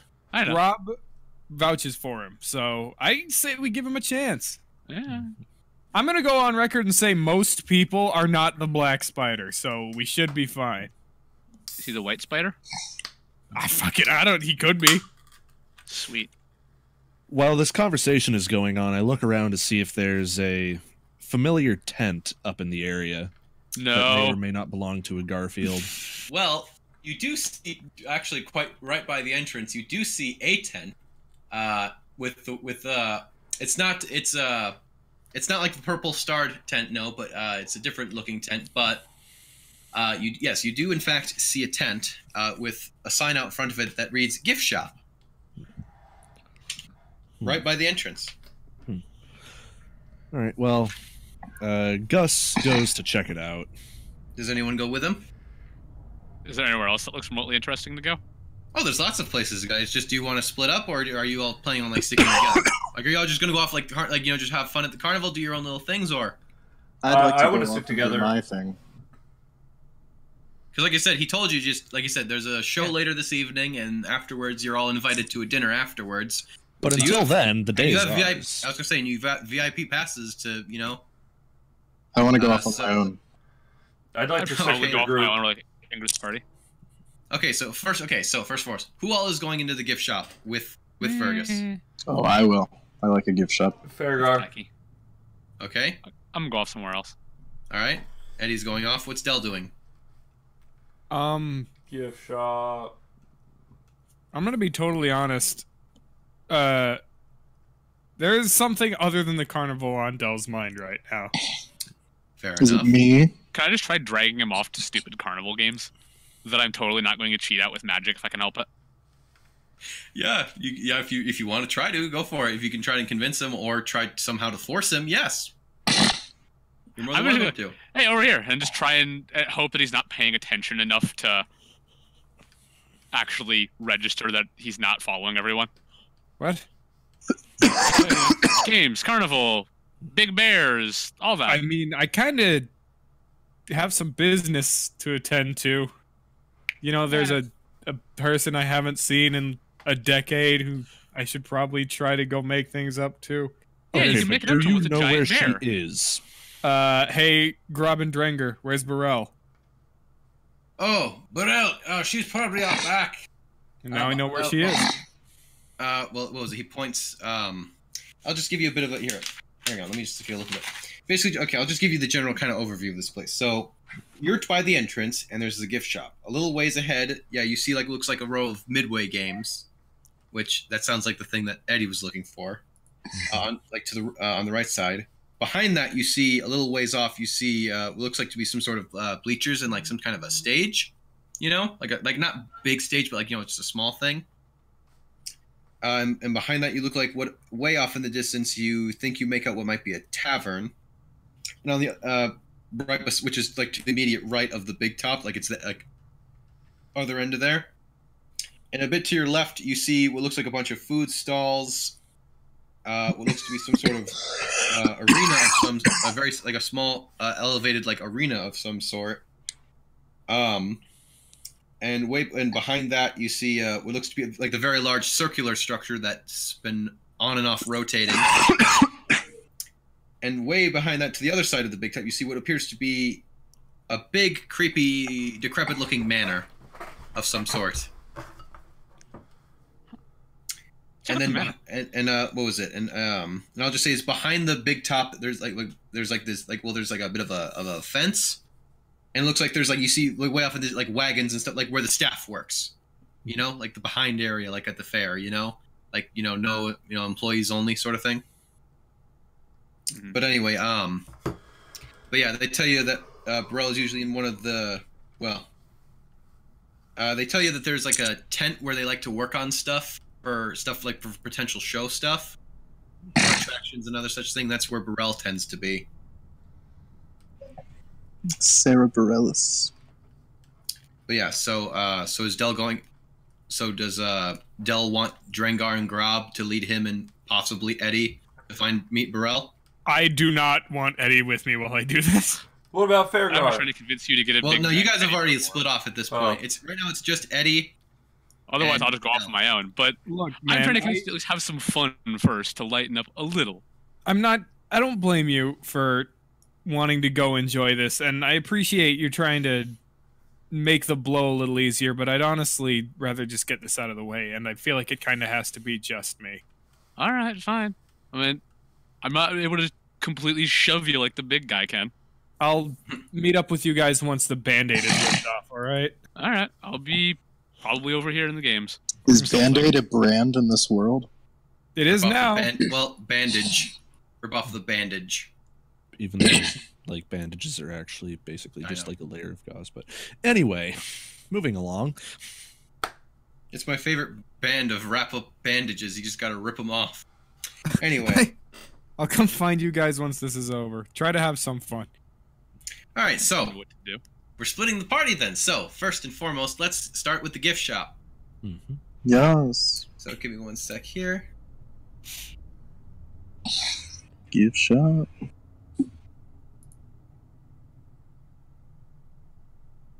All right, so yes, so let me just make sure it is.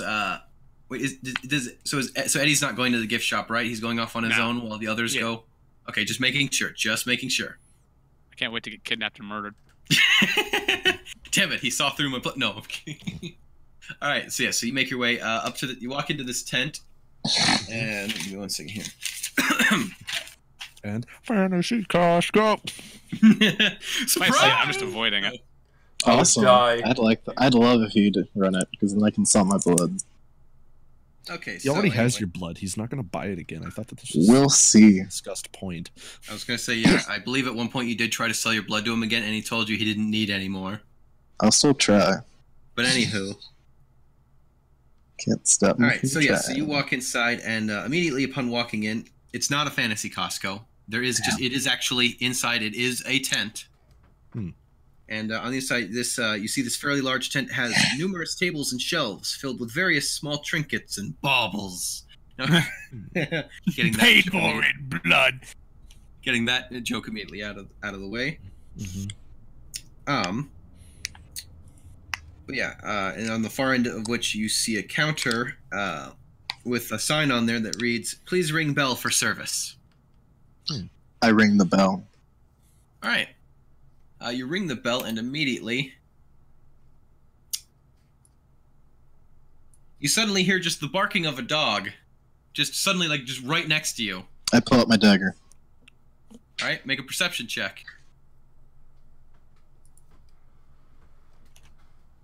All right, you look around. You hear the dog. You don't see it. Any dog. And soon after the barking stops, you suddenly hear from the outside of the tent, like on the other side of the tent, like the back flap. You hear a shout, and he goes, "Oh, shush, Morty! I'm coming! I'm coming!" And then Morty? Morty. When suddenly, in bursts the merchant. You see suddenly just a big cat face just suddenly sticks in and goes, "Hello." Oh no. But here's the here's the thing, it's not a Garfield face. It's a black cat, actually. My name's Normal. No. He goes, "Oh, hello, my name's Nico." And 1 second. There we go. Little shop music. You go, "Hello! Oh, don't mind the dog. That's Morty. He's my faithful watchdog. He watches the store when I'm not here." Just suddenly, and just yes, this robed black cat figure just walks on in through the back flap, greeting you. He goes, "All right, welcome to the gift shop. How can I help you?" I say I would like to purchase merchandise. He goes, "Oh, excellent. What would you like?" And I should have made a list for this shit. 1 second. That up. What So, race? look, I've got it written on paper. Okay, I didn't get everything. I didn't remember to get everything. Yeah, I know, right? It's this thing from a really long Using time ago. paper in this year of our Lord 2017. Our Lord is 2017. I mean, And what is Edwin's name? I'm sorry? What is this guy's name? The cat? Nico? Nico. Okay, he sounds like Edwin. Who's Edwin? He was in Babes in Toyland and Alice in Wonderland and Mary Poppins, and he's the uncle guy in Mary Poppins who like floats in the room, and in Alice in Wonderland he's the Mad Hatter, and it's the same sort of voice. Babes in Toyland, he's like the inventor. I can't think of him off the top of my head, but no, if I saw him, I probably would be like, "Oh yeah." that It's guy. also like the same voice that they do in Wreck-It Ralph, like King Candy. Oh, The guy like imitates this guy's voice basically. One sec. Yeah, sorry. I'm sorry. 1 second. Just transferring everything over. Yeah, he's got a. I mean, it's not like a crazy big selection, but I mean.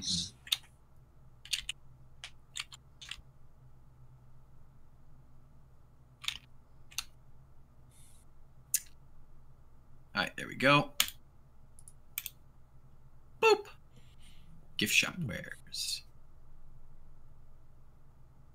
All right, there we go.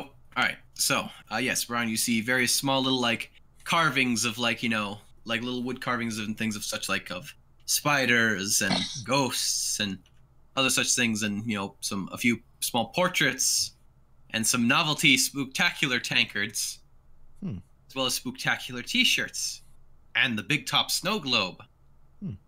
We just got those in stock, by the way. But act fast; those are quite popular. Gus decides he'd rather have a shirt. Okay then. All right, that's one spooktacular shirt. What's your size? A large would probably be safe. All right, here you go. He like leans. Like kneels down behind the counter and pulls out a shirt for you. He goes, here you go. Thank you. And he just puts it on right away. All right. Over his tunic. Yeah, no. Yeah, you've got like this. It's like a black T-shirt, with like spooktacular written on it. And it's like behind there's like a full moon with like bats flying by, and it says spooktacular. And, oh yeah, that guy. Yes. Yeah, that's all I hear. That guy. Yeah. He goes. I would like to specifically look at the small carvings. What exactly are they? Do they look like? Well, you take a look at them, and you see there's like one of like say one that's shaped like a spider, or one that's shaped like think of something like kind of spooky and like novelty at like one like maybe like a jack-o'-lantern, like something spooky-esque, and there's probably a carving or so. And what are they carved out of? Wood. Different, wood, like different colored wood. Some of them are like painted. Okay, would they be usable as chess pieces? I'd like to buy 2 ghosts. I mean, I suppose. Like, are they about that size? Are they that small? I could. Well, if you're willing to pay a little extra, I might be able to make you a couple that size.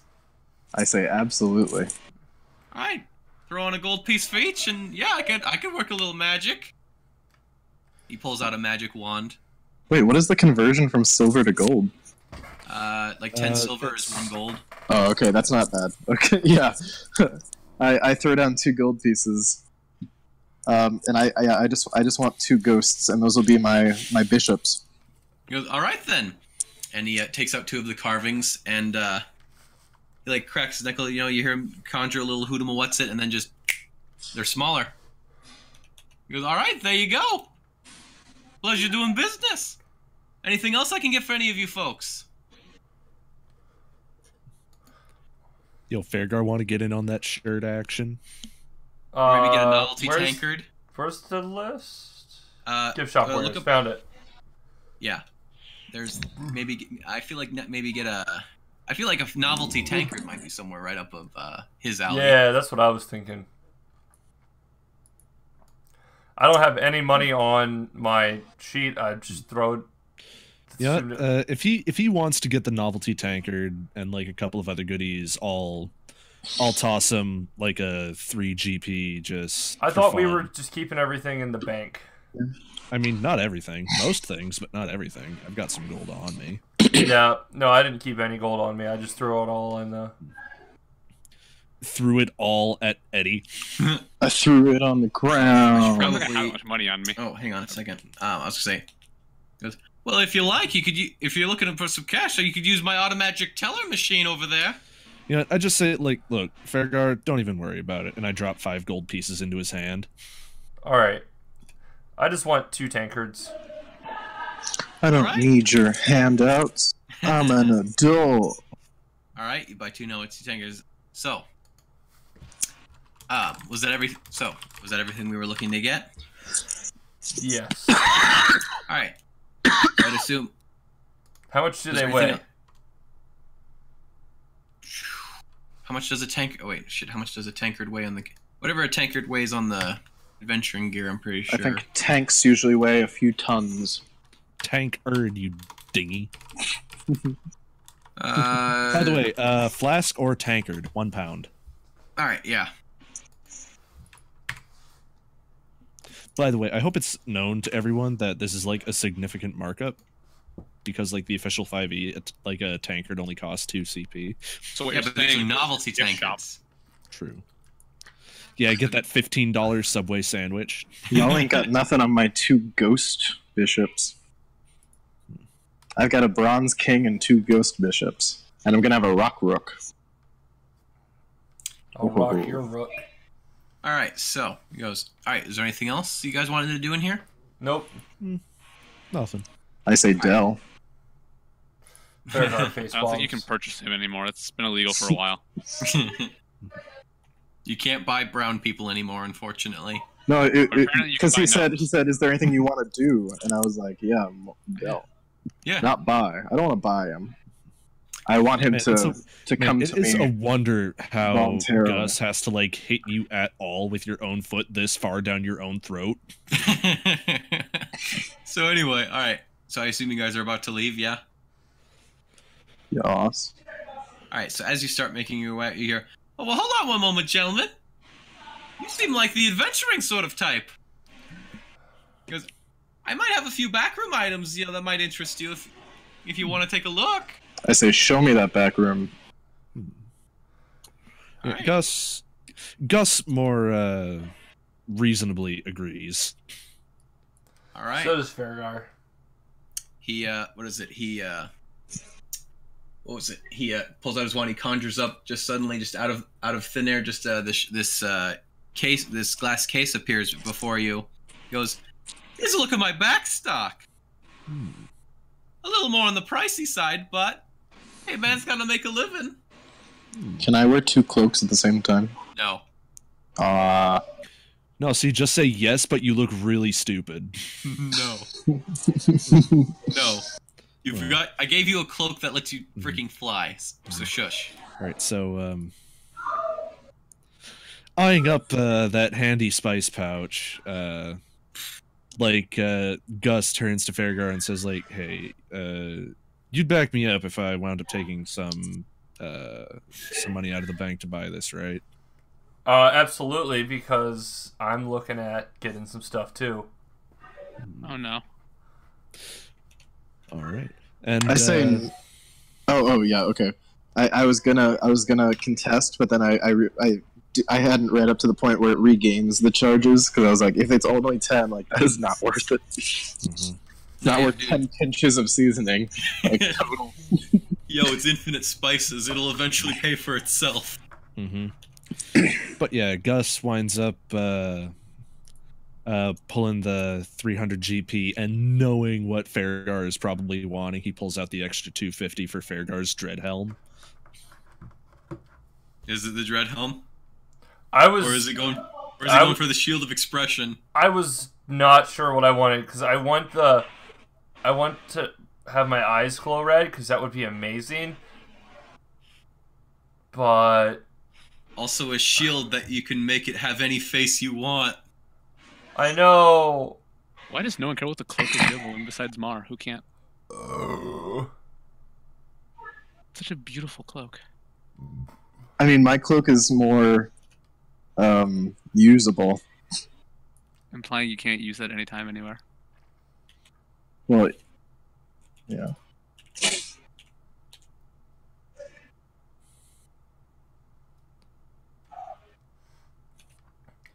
Oh man, these don't have any other cool, or these don't have any other stat bonuses besides. Nope, it's just all funsy shit. Yeah, like Not the Here's the spice thing. pouch is pretty. Like, yeah, good. I was gonna say Garfield has the crazy stuff. Nico has the fun little Just utility bullshit.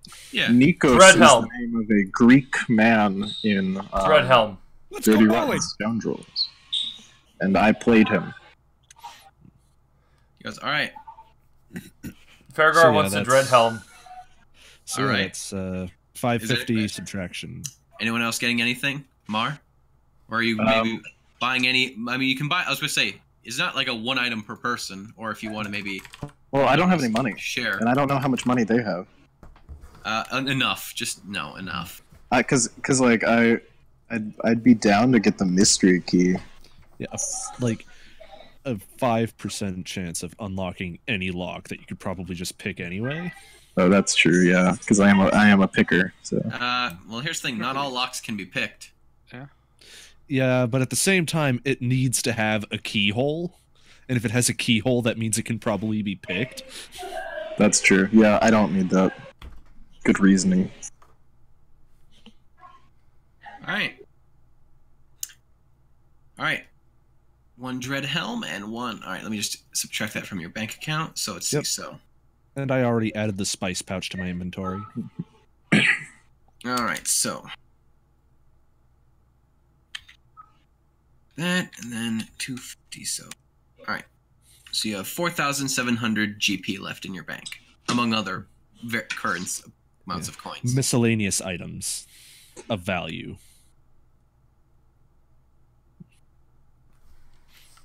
So yeah, just all the cool stores are run by cats, apparently. Yeah. Cool for cats. Who's Garfield? Can't say I met him. All right, I'll subtract the spice pouch and the dread helm. Boop. So all that's left is the shield of expression, the cloak of billowing, and the mystery key. All right. So if nothing else, then. Right. Well, thank you very much, Nico. Yeah, anytime. Like I said, stop on again sometime soon. I might have new stuff. Wait, Nico. Is there? Do you make these things? Do you make these carvings? Myself? No. I say, who does? I believe it. Little Chinese boy. A small Chinese boy. I keep it upself. China? His name is David Mang Shun. Sinclair Sardonic sweatshop. Say hello, Mang Shun, and he's like, Call the police. Help me! He forces me to make fortune cookies. all right, that's Why enough. is Go it back under Chinese you kid go. Indian? That's enough contact with the surface world for you, Mang Shun. Just hear a little like slam of a metal Just great. on the ground. He's like, ain't he a doll? No, but that's not what happened. As hilarious as that would be. But yeah, Where's with slavery? I hadn't thought of that. securing the handy spice pouch to his belt, wearing his fancy new shirt, passing thanks along to Nico, Gus makes his way out of the gift shop. There's a guy who makes these. They pay him. He's just a dude. They pay. Do I know how long we're gonna be here? Like, time. Well, wise? At least for a night. Okay. At least the night, at the very least. I ask, is there any way that you could have him whittle something out of this rock? Oh no. What the wait? His He's a warm wood stone. carver, not a stone worker, my friend. I say, Wait, is it okay. the obsidian or is it just your lucky rock? My lucky rock. Yeah, no, he's a wood carver, not a stone carver. I wouldn't think it would have mattered there. Because I'm getting my obsidian shard What's your magically enchanted, so that I can magically shaped. Oh, turn Yo. it into an actual luck stone. Yo, real talk, real quick. I'm starting to really fucking hate this shop music. Are you Oh, kidding? sorry. I love this. This is way better than Fantasy Costco. Yeah, no, I turned off the music before it even started. I actually liked that one. Yeah, I he just did thought before it was I cool. thought it'd be something calm and chill, just to Oh have no, in it the background. was for about 3 minute. minutes. I just completely forgot it was there for a good while. For the next 8 hours, my brain is just gonna be like, bring. That's not even in the slightest. But yeah, in any case, Right, so. I'm guessing that's moving on to the next guy. All right, Eddie. You make your way down to the Midway Games. Is All there right. anything even remotely Cheatable. winnable looking? They're carnival games. What the fuck do you think? There's usually one or two that aren't horrible. I mean, you've got your ring toss, you've got your dart balloons, throw the dart, there's the thing in there, you see if you get the big, you got Which one's? plates. You got your I plate think what he's smash. getting to is which Yeah. one seems the least prone to shenanigans. Or the most Probably prone the- to my shenanigans. Well, let's see. There's the bottle throwing. There's the throw the ball at the bottles. Shit. Let me think. What's I'm trying to think of an Eddie. Actually, type of- I'm assuming the only thing I could really do to cheat things is minor illusion, make them look away. Because I just realized I don't have mage hand, which would be the best thing for cheating. Yeah, except for the mage hand is actually visible. Well, yeah, but It's I can not still. just telekinesis. And also, I'm pretty sure there's a verbal and a somatic component to that spell. It's a loud place. But in any case, the only way that you'd be able to get away with this sort of bullshit is if you were an arcane trickster with that mage hand legerdemain that they get. Yeah. Or if you were, a sorcerer with quiet spell. And you see, if Leviticus wanted to, he could totally cheat. Oh yeah. Well, if I gave him the, if I decided to give him the quiet spell, if I wanted to, but to be honest, careful spell and twin spell is way more practical. Is there any exciting stands that aren't games then, exclusively because I'm pretty sure my character would be smart enough to look and go, "There's no way I can do that." I'd probably end up hurting myself, like throwing the ring. Here's the thing: I kind of thought that I thought you'd be with somebody like Feargar or So did I. Fergus. Is the thing. I wasn't expecting you to be at these midway games by yourself. Oh yeah, no. I was just mostly trying to get Mopey over there to go and do a fun thing, because gift shops are lame, and man, I mean, could have gotten a cloak of billowing out of it. I wouldn't have worn the cloak of billowing. I'm not gonna lie. I probably just naturally billow like if I wore a cloak, naturally billow out flying on my broom. He just blows on it, like behind him, really hard whenever he's trying to look cool. And to be completely honest, it kind of has the opposite effect. Well, hey, you never know what he might have next time. But anyway, so okay, wait, just quick question: is Fearguard just immediately wearing it, or is that just absolutely. Like I was gonna say, is that just his everyday, or is that just like, you know, when they're out adventuring, about to battle, sort of thing? No, he's always wearing this. He wants to scare the crap out of people. Okay, I'm sorry. I'm gonna have to cut in with something a little bit irrelevant here. But Nate, you remember how I was telling you that my uncle was playing Doki Doki Literature Club? Oh Yeah. God. Yeah. I just sent him a thing. Let me quick pull it up. But yeah, no. Well, I think it's important to know that he can't win any of these by himself because he is many things. Physically capable is not one of them.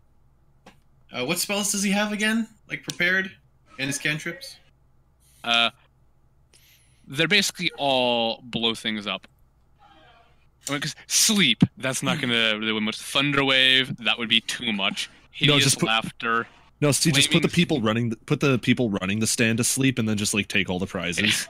There's other people make out- around there. Kidding. No, so you just like, hey, free prizes. Yeah. Basically, like, I could mend. That's not going to really help. Minor illusion. Probably not going to help. Message. Ray of frost. Chill touch. Sleep. Thunderwave. Hideous laughter. Flaming sphere. Misty step. Scorching ray. Vampiric No, touch. see, lightning minor bolt. illusion. No, minor illusion can make sounds too. So you could like I know. throw a ball and make the sound of a plate shattering. But But if like, no plate you come shatters- up to one of these midway games and it's like, "Hey, Sonny, No wizards allowed, knock down the fuck off." bottle, win a prize." And Eddie's like, "Okay, alternatively," and he just fucking kills it. See, no, it would be more of, all right, can I use magic? Yeah, why not? Thunderwave, blow down his stand. Okay, now you owe reparations. He's like, oh yeah, well, sleep, runs away. No, I don't think I want to get arrested by myself. Okay, not gonna lie though, I really, okay, like I said, when I was making, I was not anticipating just Eddie by himself. Oh, yeah, I no, figured neither there'd was be I. like Adele and or Feargar or somebody. That's why I was trying to rope in Dell. Is there anywhere else I would be able to wander that isn't the Midway? Yeah, Strictly there's plenty of character speaking, there's no way I could justify him doing anything but this first. Yeah. Let's see. There's this. Let's see. Nearby, you'd see. There's the. Well, I suppose you're well. Eddie's a curious sort, right? Yeah. There is the large circular structure. That the large, slowly rotating circular structure on the opposite side of the. Well, there's like a big road, sort of like a pathway, that people are walking on. Think of it, it's like Main Street, basically, of this place. I can't wait to go see a carousel. Yeah. No, it goes around quite merrily. No, circular other way. It's like a big, it looks like a big water wheel almost. Ah, a Ferris wheel? Yeah. I'd like to think he'd probably have a general idea. Pray of tell, what the good sir, what is this wheel of Fennis of which you speak? I must say I'm unfamiliar with such a fantastic device. Yeah, no, there are no freaking fair. This is like literally the first time you've ever even seen anything like that. I keep As much as I know guys like, oh, come on, it's Ferris wheel. It's like, think about this is freaking medieval times, and there's an actual Ferris wheel. Such a wondrous contraption is far beyond our primitive technologies. I could do that with my broom. Man, fuck all of you. Like, I honestly put a decent amount of work into trying to have something. But to be fair, out of any character to not care about basic attractions, I'd go, oh yeah, that makes sense. Oh, neat. Actually, is the Haunted Mansion within sight that I could go to? Yes. I'd want to go do that. All right, sure. Oh my god, I gotta draw the fucking Haunted Mansion. There's a Haunted Mansion. I want to go in it God, could I because be Eddie it's Murphy? people in the Haunted Mansion. You know what? It's Eddie's turn. What's Eddie doing? Eddie, yeah, Wait. this is Eddie's turn. Oh my god, All right, so, it's actually Eddie Murphy. all right, so yeah, you make your way down. You pass the food stalls and this ring. As you pass it, you see this just you see what looks like just to be a very large humanoid man wrestling another a very beefy sailor-looking type human, and yeah, like they're fighting each other, not like to the death, but like WWE like wrestling style. It looks like you don't. Do you pay that much heed as you pass? I'll glance like curiously, but not stopping. Right. Let's see. You pass by. Yeah, you see there's this fight going on. You just nearby. You just see a sign that says "Defeat the." As you're passing by, like you just see there's this big sign next to the ring that says "Defeat the world's strongest Goliath and win 200 GP." And then underneath it, in very large letters, you see "No magic." Yeah. As you He'd be pass super by. excited as soon as he says no magic. Aww. Images of thunder waving the Goliath into a splatter against the wall. Well, it's okay. Anyway, it's like a wrestling ring is the Yeah. thing. Yeah, no, I get that. So there's ropes. He wouldn't splatter. He would bounce into them and then rebound and then like run right towards you. Or and just then, go off fucking ropes entirely and just bounce out. Damn. Oh, wait, no. No, on the way back, I'm going to have Farragar, probably actually Gus for wrestling after seeing you wrestle. And seeing the last time Farragar wrestled someone, he decapitated them. Just no. All right, hang on a second. So, all right.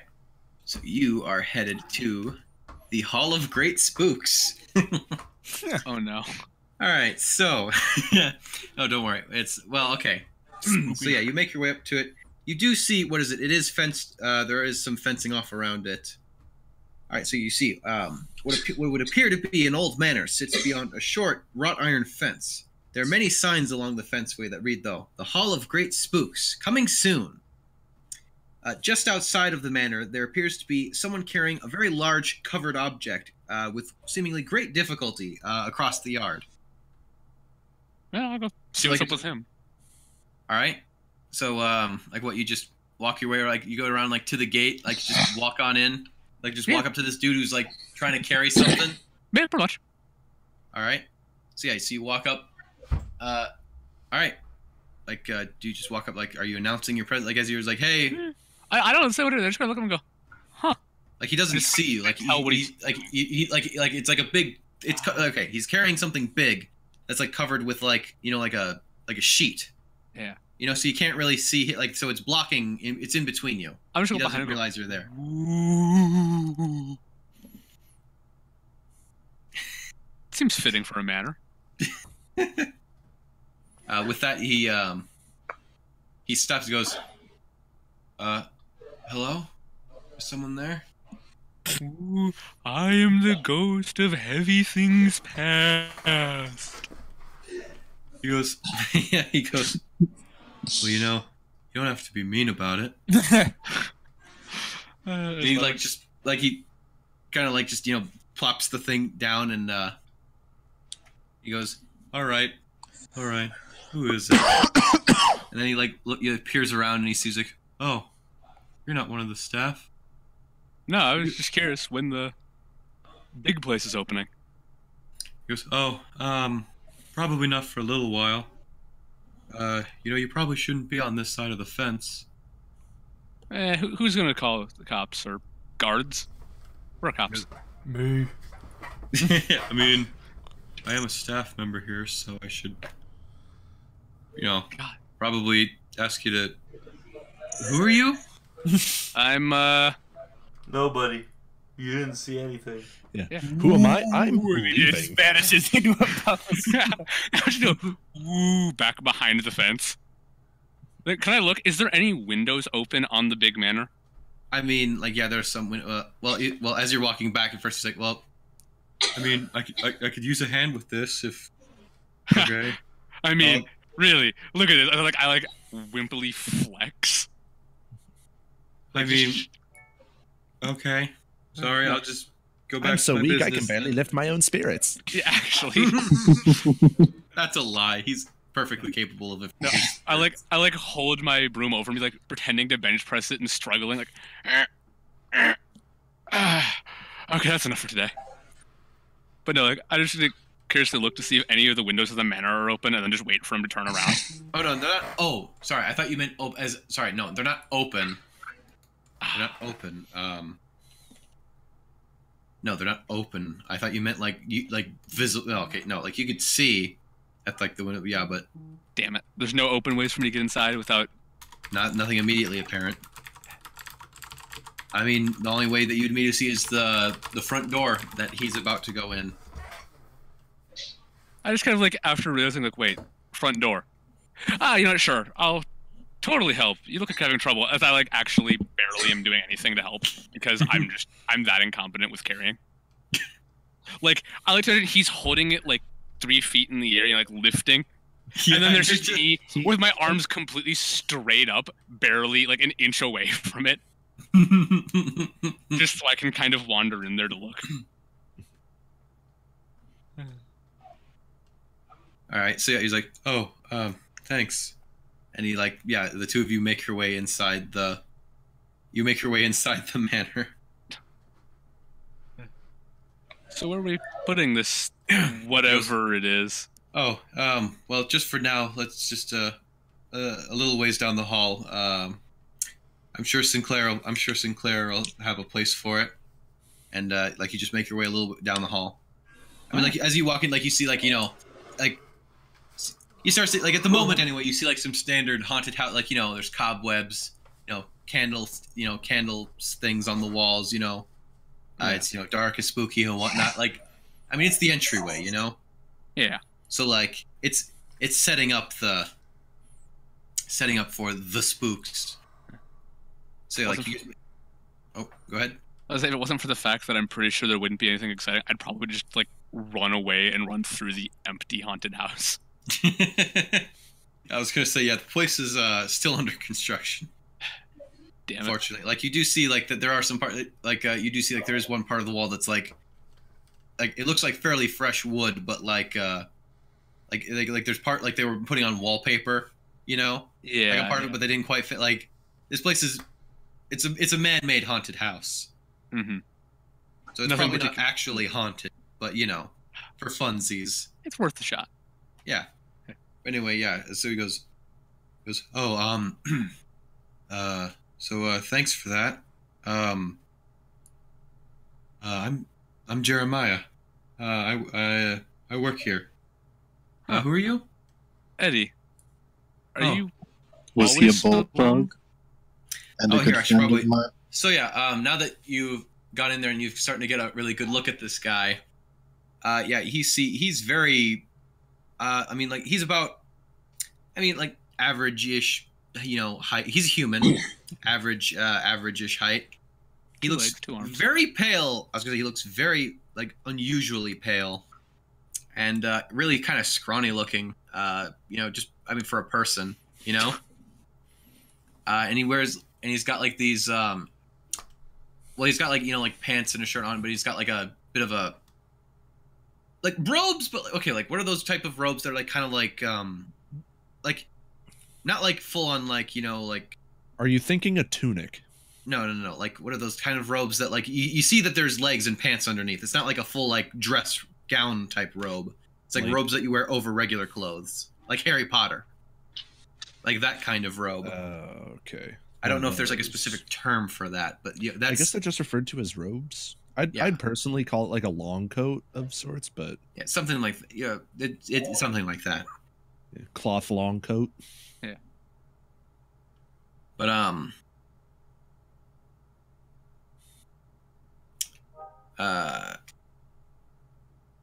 but yeah, anyway, and so yeah, he's very and he's got and they are a bit dirty-ish. Like you do notice like there's specks of like color on like they're dark robes, but you notice like there's just specks of different colors on some of them. Like there's like a tiny blotch of yellow like on one part, and then like on his pants there's like a bit of blue. Like a clown outfit? No. I mean like I know. like I'm just stains. imagining a dirty clown outfit. No, but like stains. Yeah. Okay. Wait. But I'm just gonna look and go like, are you always this glum? You need like a hug? I mean, if you want one, sure. I don't really see what it would do. No, But- no. For you, big guy. You know the turn that front upside down. It can get you a drink. Find a spooky clown. Whatever they have here to cheer kids up. Oh, no, I'm not a clown. I'm a sorcerer. Sinclair, I help. Well, my name's Jeremiah. You said that. Oh, did I? I couldn't remember if I introduced No, him no, or not. I like. Sorry. I like that he's just that awkward that he says that again. Man, Yeah. like even with this, I already know what origin he has too. I'm not telling, but I know. He's the Chinese kid. No. All grown up. Sorceress Your origin. name is David Chinese. Mangshun. I have escaped Nico's cellar. Please don't tell Nico. I'm not supposed to be on the surface world. He goes, but yeah, I make a lot of the decor and art pieces around here for Sinclair. Magically with your sorcery? I mean, sometimes I don't really have like enchanting magic. It's more of a hobby. Sinclair just really likes it though, so he lets me stay, and he lets me make stuff. Oh, he's just a fantastic person here, isn't he? I mean, I could show you some of it back around the back if you'd like. Oh, now you're talking my language. Like I just hop on the broom to get to head level. Come on. Show me what you got. So you're a spellcaster too, huh? I'd show, but in here, in a place being built, I'm pretty sure I'd only set you back like entirely. Yeah. Okay. Yeah. We should probably save magic for another day. Meh. What? Not out back? You don't want to have a giant flaming sun burn the place down? Not that I've ever done that. That would be horrible. I mean, we're all gonna go one way or another. Fire, age, bandits. Get this man a drink. I just kind of just eyeing him. I should also Starting mention to that what was wonder. it? He is very young, like very very young adult age, from what you can gather. Like, he's probably very extremely late teens. Mm-hmm. But he leads you. Well, you go back out the entrance, and he leads you back around the way he came. You go back around behind the manor, Yeah. and he wait, I forget. Oh yeah, no, yeah, you did tell him. That's right. You guys said each other's names. Like I'm getting all turned around here. Yeah, just I'm was like, Jeremiah. That's the third time, buddy. I like to imagine when he casts spells. I'm Jeremiah. Yes, I'm sure you are. Now on, I shall call you Jeremiah Cubed. Okay, so he's not Like that one character from Dragon Age, just enchantment. okay. He's not dumb. He's just really Awkward. Awkward, yeah. But yeah, all right. So what was it? Yeah. So he leads you around back. So he does actually lead you around the back. So yeah. Actually, what is it? Funnily enough, yeah. So you make your way back. Actually, funnily enough, you would. So he leads you. Yeah. There's a doorway in the fence. You know, right behind. It's like a really tall picket fence. Yeah. And he leads you through a gateway. Back there, and immediately, on the other side, you see there's animal pens. We're gonna they roast should- animals. No, that's not. And also, there's just another large, well, decently sized tent. Like not like a decently like large enough where like you maybe have like a large dinner or something in the, you know what I mean? Like if you had like a family gathering type of large tent, you know, like a little bigger Large, than that. but not the grandstand. Yeah, no, like big enough where like someone could live in there, All right. you know, relatively comfortably. But that's what's immediately beside you, and actually, you'd probably see Dell and the other two members of Dragoncock heading into that tent at that point. But we'll get to that. We'll get to that part. Oh no. We'll get to that See part. me accidentally setting a fire in the middle of your thing, not even trying to ruin your thing.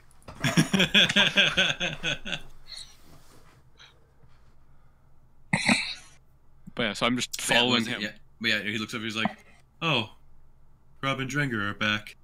Oh, that must be Ulrich." Yeah, he's a real nice guy. Almost Oh. too nice sometimes. Oh, are you with him? Yeah, something like that. You know, Oh, came in on a death trap. Sinclair said that we'd probably be having some guests. Oh, so you're one. Oh, well, cool.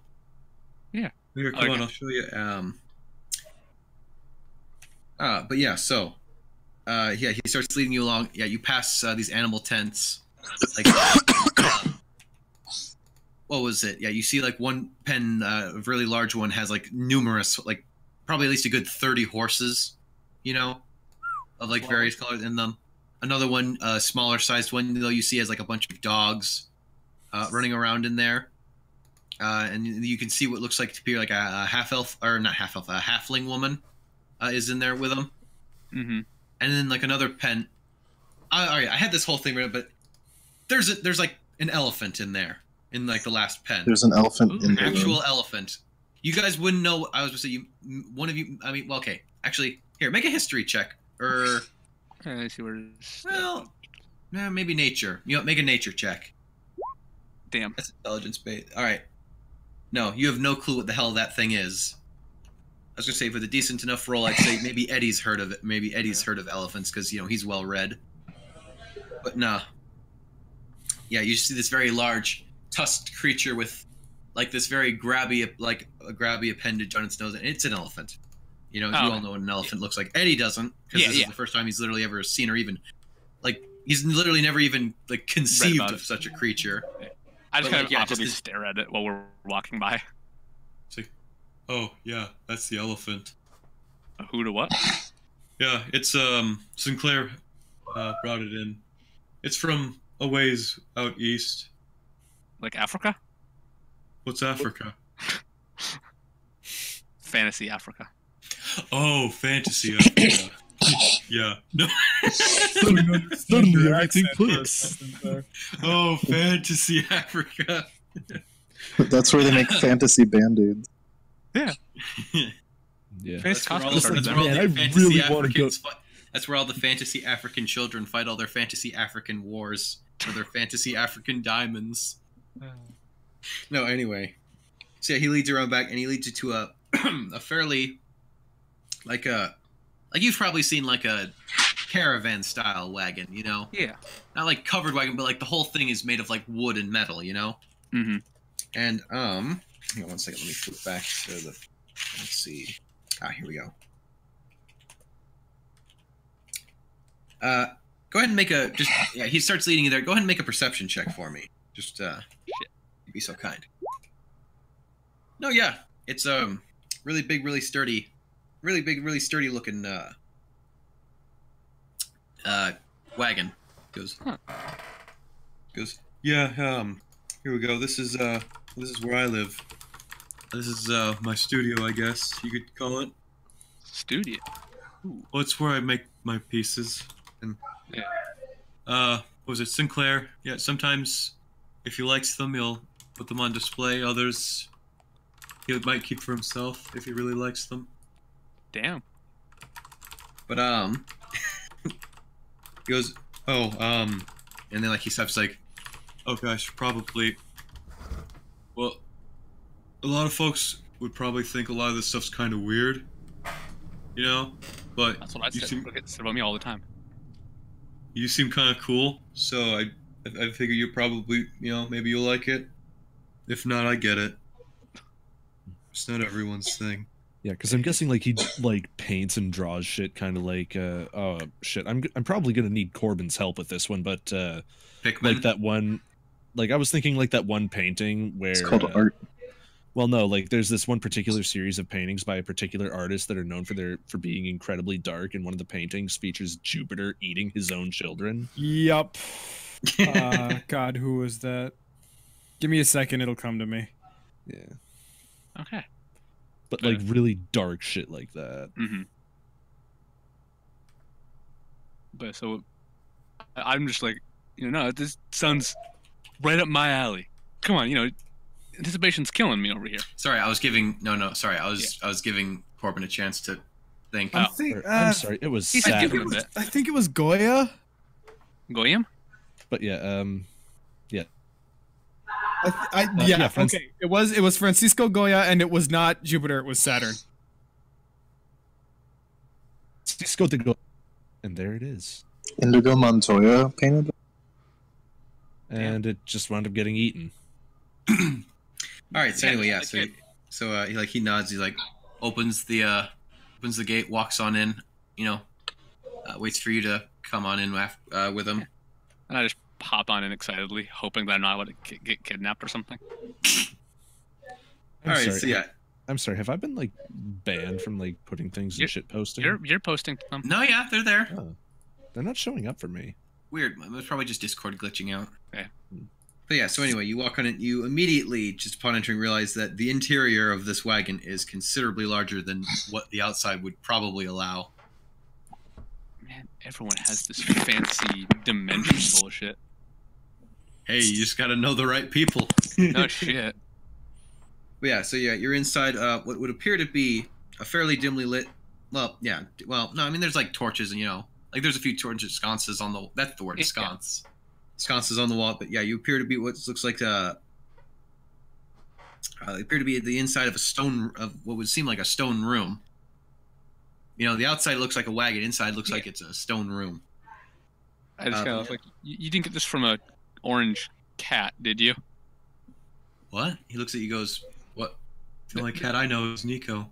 Don't worry about it. He's Sinclair gave this to me. Man, Sinclair gets all the cool toys. Hey, they're not called cats, they're called tabaxi. Actually, he's not tabaxi. Okay, this was before because that was Xanathar's guide or something where that was a thing, right? No. No, actually. Where was tabaxi added again? Polo's guide? I want to say either he's not a Volo's tabaxi. Guide or Elemental Guide to Evil. He's a cat folk. It's a thing I found online. But anyway, doesn't matter. So yeah, anyway, all around you, you see like there's just art supply, like brushes, art brushes, paints, like chisels, hammer, like just various different, like chained up children. Yeah, no, art supplies and just a number of just many strange art pieces, just like all around you. Yeah. One piece, like just the one that's immediately closest to you, appears to be what looks like some sort of sculpted reptilian creature that does not appear to have eyes, covered in various like various splotches of different colored paints. Ooh. Another one we've got would be a very tiny, dilapidated looking manor, not like different from not like the one that you saw. It's just it's like a small scale like manor house looking thing. Yeah. Which appears to be covered in some sort of a strange substance oozing from it. He definitely fits here. And you see many other such, works to like that degree, like of that caliber type of, No, I just, like upon seeing him, I just kind of, my face lights up. I'm like, this is probably the best actual art I've seen. Oh, spooky. Do you think so? Yeah, it's spooky. I can see why he keeps you here. Oh, well. Yeah, he likes it. Like I said, I also, when I'm not working on my stuff, I help with designing a lot of the decorations and carrying heavy things. Well, I mean, I was moving that one, you know, because Yeah. he wanted it to go in the manor.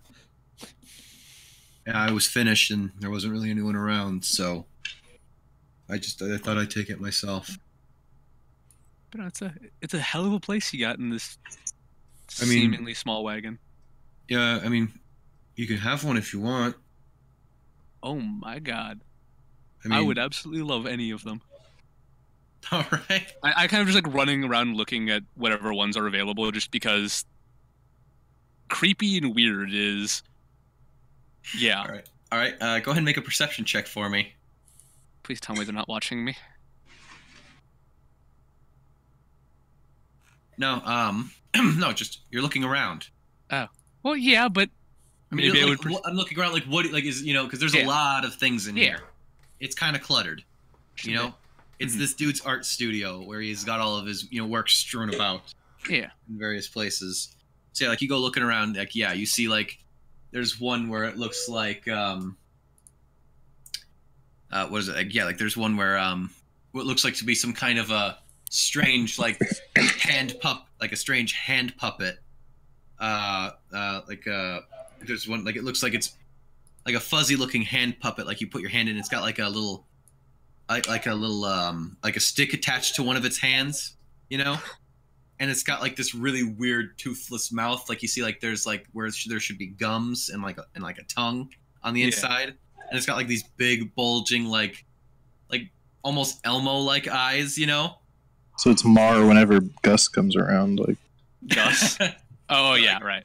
I was thinking. But yeah, there's like cartoons. that, but it looks like but it's like fur looks all like matted and like again there's bits of like paints and other such that kind of splotched all over it, and it's just this looks kind of freaky, this Yeah. freaky looking little hand puppet. That's one thing you see. What else you see? You see what looks like there's you see like what looks like a very small looks like a small carved a small little carved stone thing of what looks like a small carved what looks like a skull with like a spider crawling out of it's not like hollowed out like an actual skull, it's like a stone. Yeah. And it looks like there's like a spider crawling out of one of its eye sockets. Mhm. There's that. There's what else is there? You see Like, unless there's other like weird looking puppets, I'd probably go with the puppet. all right, yeah, you can have the puppet. All right. You can add the creepy hand puppet to your inventory. I was We'll like, just say it weighs like I was kind of like excited. Does he have a name? goes,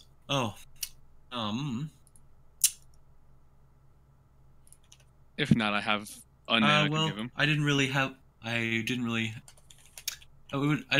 the name for the creature itself. I always called that yeah. No, but no, but like the eyes look a little like they're not like cutesy looking bulgy, like they're weird looking bulgy eyes, you know what I mean? Oh, some more like this. Yeah, Oh, kind of God. like that. Yeah, it's kind of like a weird Sesame Street style kind of puppet, only really. It's a never-ending torment. No, but yeah, he goes, I'd always just referred to it as the Lonesome One. But you can call it whatever you like. Huh. I'll have to think of a good name for this little guy as I kind of like carefully pat its head like it's an actual person. Ignoring the eerie specificity of my most recent post. I have one for. But yeah. So just kind of chill with him for a while in his place, look at all of the art, do magic things, I suppose. Sure, yeah. Sweet. Also, for the record, I'm naming it Little Jimmy after Jeremiah. Little Jimmy? Yeah, Little Jimmy. What about little Jerry? Real quick, shit posting channel. Yeah, I see that. Yeah. All right, so it sounds like that's how Eddie's spending his day, hanging out with Jeremiah. Hang on a second. I can just imagine when we get back to the party, just like showing Jeremiah, can I keep him? I said you could keep the puppet. No, I mean you. All right, 1 second. Oh, Jesus. Here we go. This... This is... Okay, hang on. This... Alright. 1 second here. I'm glad that when I look up creepy hand puppet, one of the things I see are those stupid dinosaur hand puppets that Give me 1 second, gentlemen. This... Yes. This is perfect. I like No. This is... No, hang on. Give me 1 second. You'll see. Come on. I enjoy how many horrifying Elmo things there are.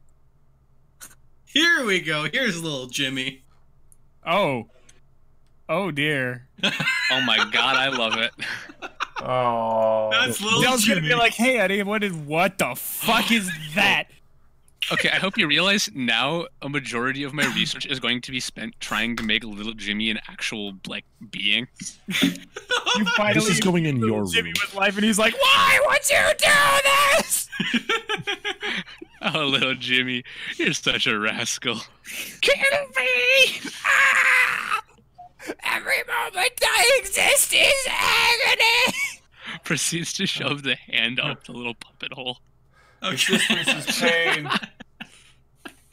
Okay, so yeah, you hang out with him for a little while, and then eventually he's like, all right, well, I mean, this is the staff area. You probably shouldn't be here, you know, I got a little sheet of paper, whatever they is, like hand him a little VIP thing.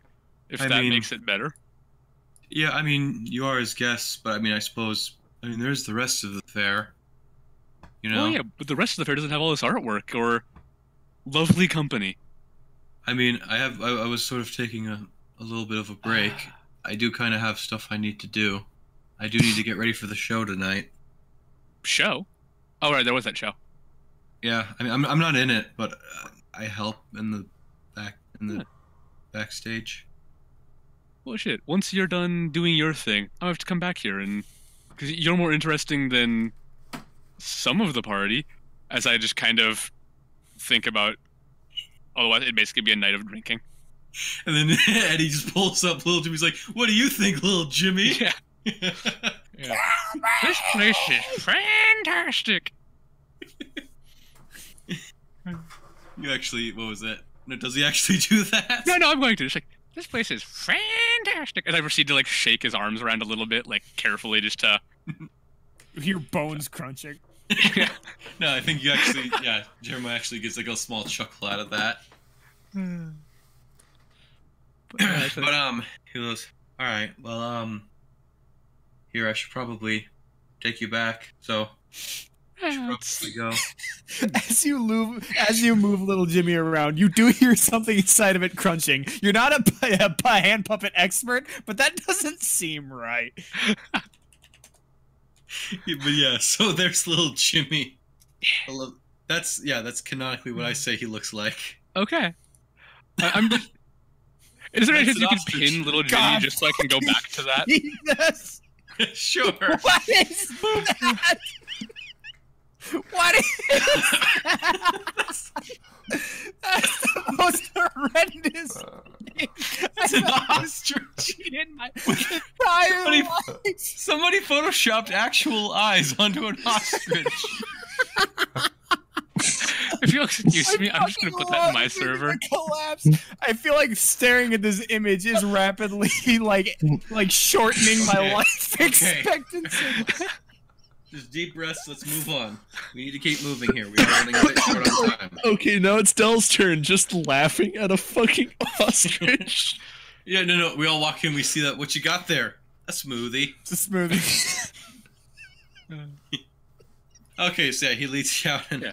Alright, Okay, Eddie, okay, I want you to make... Okay, so as he's, like, escorting you back, you know, he wishes you farewell and blah, blah, blah. He lets you back, you know, the way you came. yeah. Make one final perception check for me.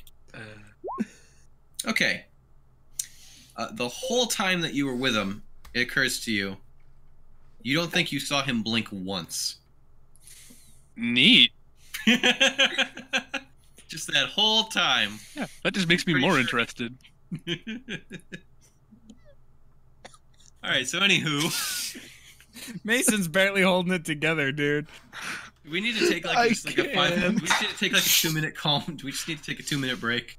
Like every time I stop, I look at it again. I can't stop. Is this really the first time you're seeing this? Nathan, why? Because I've had that other one for too long. Corbin just has the best chortle. I have to stop. I can't believe you've done this. God damn it, Nathan! Oh, you bastard! Yeah, I'm putting this one in your channel too. Oh, you are too late. You beat me to it, son of a bitch. Here, if it helps, I can. You're doing what now? I put the horrible us. Oh God.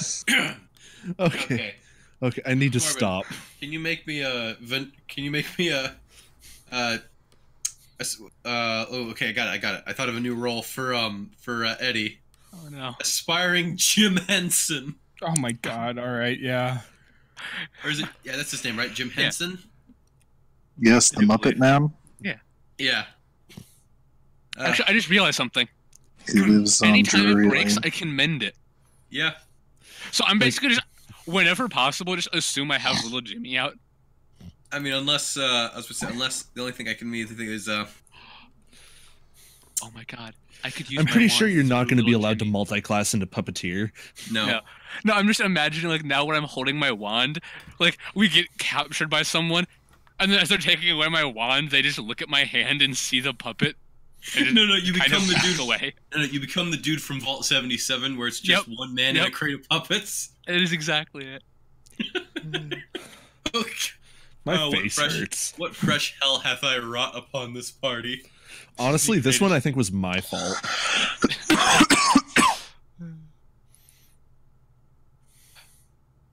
So yeah, with that, pretty sure it's Dell's turn about now, yeah? Jim, let's see, Henson, Henson, right? Yes. Yeah. Son of hen. Not of ostrich. There we go, Henson's gallery. That's perfect. Okay, not gonna lie, of all the people to freaking meet Jeremiah, I am so glad it was Eddie. I'm so glad that I was like, gift store, Midway, but goddamn, Yeah, a puppet. you went looking for a haunted mansion, but you left with a brand new friend. Well, 2 if you count the puppet. No, I'm counting the puppet. All right, 2 new friends, Jeremiah and little Jimmy. Oh my god, I just gave myself an instant migraine. Laughing too much. My entire life is different now. Everything has changed.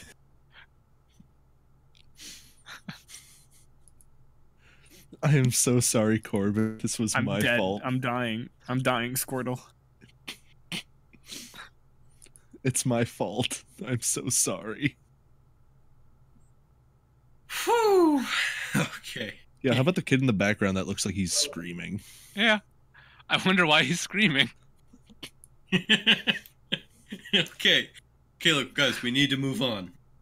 All right. All right, Corbin, are we all calm enough to carry on to the act?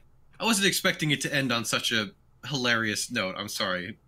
I mean, I'll do my I've been best, man. calm. Worst comes to worst, we know it's supposed to be serious, and we'll think about it being serious, even if it isn't. False. Yeah, let's go. Let's do this. While we have our composure. So yeah, okay? Yeah, so I'm you walk awake off. now. You guys woke me up. No, I was just feeling bad because like it was going so slow, but it's like I didn't want to force it. And I was like, oh god, now things are happening. This is amazing. That And little then puppet is my ostrich. best friend. It's like my rock. If it was a lizard person, I would have named it Little Fergie. But sadly, And there was that little islet. oh yeah, no. Reptilian thing. See, but the thing is, the reptile isn't a creepy ass puppet. No, but it is this weird-looking lizard figure with no eyes. Oh yeah, but it's not a puppet. The puppets. It's hard to be a puppet. Yeah, like just I love that. Just that. That is what Eddie has. Like I was giving you, a minute or two to see if you could come up with anything better than a puppet, but I wasn't expecting anything better than a puppet. Oh boy, I've got plans for this. God, Anyway, so. I mean, it's big ass rock. All right, so the party splits. They go off into the.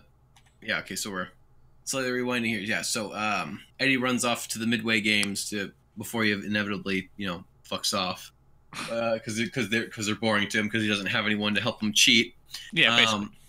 And then the rest of them go into the gift shop. So yeah, Dringar and Grob, they start leading you around to the back.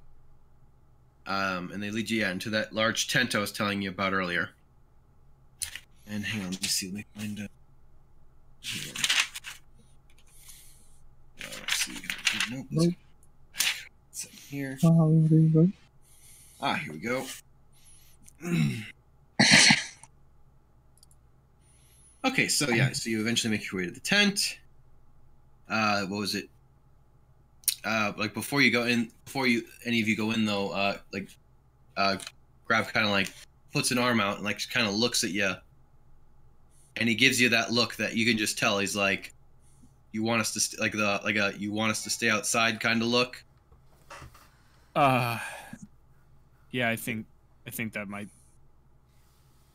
I mean, to be totally honest, guys, having you two with me would be a huge comfort, but I feel like this is the sort of thing that I ought to do.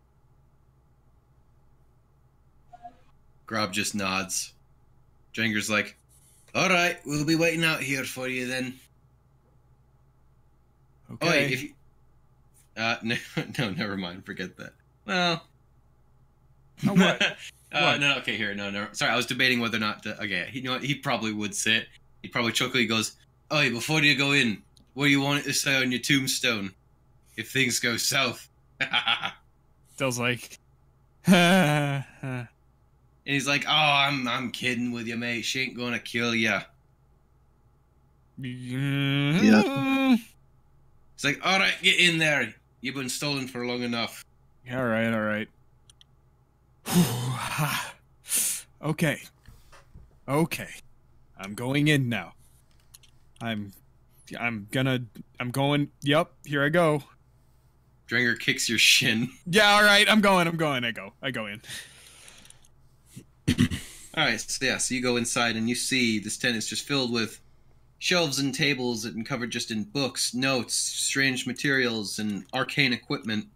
Like there's just stuff like this is where freaking magic and science and shit happens, yo. That was dumb. Why'd I say that? Anyway. But yeah, so and like about halfway through, just you see Burrell just in here by herself, looking like she's poring over some notes at one of the tables. She's facing away from you, is the thing, and it doesn't seem like she's noticed you come in. Now she's ugly. Dell just sort of doesn't know what to say. He feels like he should say something or do something that would alert her to the fact that he's standing behind her, but he can't think of anything that would not be wildly inappropriate for... Hey, remember that guy I accidentally was with when he died?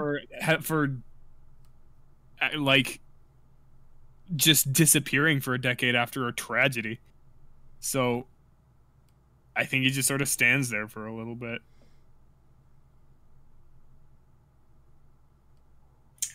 Yeah, so you just stand there quietly. She's she's poring over her notes, completely oblivious to your presence. And then after not too long, you see Grob pokes his head in, kind of looks around, and then you just hear a and then he pulls his head back out.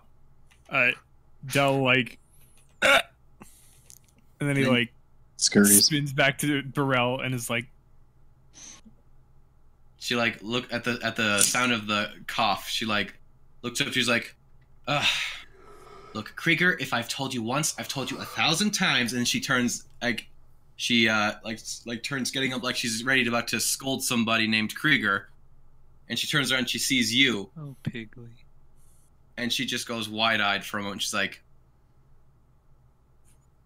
and then she just takes a really deep breath, and then she walks up to you, and she goes, Ulrich, and she's just got this very unenthused look on her face. So, As soon as you make any noise, she just smacks you, like just right across the face, like the Jack Sparrow classic. Like as soon as you open your mouth to speak, just wham, she smacks you right across the face. Still was Jack Like doesn't Sparrow. say anything, just smacks you and then leaves you to recoil.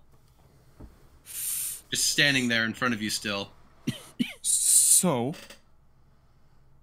I was going to say, let me start off by saying I am the biggest asshole who has ever lived. And maybe Are we you can meant glass staff? use that as a stepping stone. She smacks you across the face again. Not as hard that time. And she goes, yeah, you are. Yup, I am. 10 years, Ulrich. 10 years. No mail. No anything. Nothing. You just completely vanish. Yup. What do you have to say for yourself? I mean, I'm sorry, first of all. You're sorry? For what that's worth. She and then we get a third smack. And she's like, And he's like, yeah, I know. Oh, Hold I on, know hold you're on. sorry. I swear to God, if Dell is a father... No, he's not. Okay. Or maybe he is. No, I'm kidding. No, that would be that would have been a hilarious plot twist though, but no. She's just super fucking pissed to see her ex who just up and vanished for 10 years after the death of her current what at the time had been her current boyfriend. Spoilers. I mean, if that's not pretty damn obvious. Shh. so is there an amount of times you can hit me where it's acceptable for me to start dodging, or...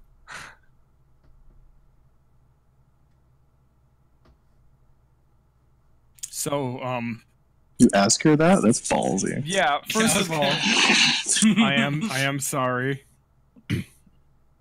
And now that that's out of the way, I guess I ought to say that up until maybe 12 hours ago, I was under the impression that none of you ever wanted to look at me again. So there's my explanation. It's probably not a great one, but it is what it is. Ulrich, how is it you are you are one of the best friends I ever had growing up. How is it you are this like she looks very much like she wants to just hit you again.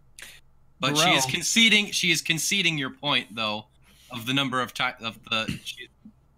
she's conceding that point like this is freaking 10 years worth of frustration. Yeah, actually, he conveys that. He says, Burrell, I've known you long enough to see when you're holding back, and I don't feel like that's the time for that. So, I mean, I'm throwing myself at the mercy of the court here. If you've got 10 years worth of pent-up aggression to take out on my fucking soul right now, I really don't have any sort of a right to object to that. So, go on.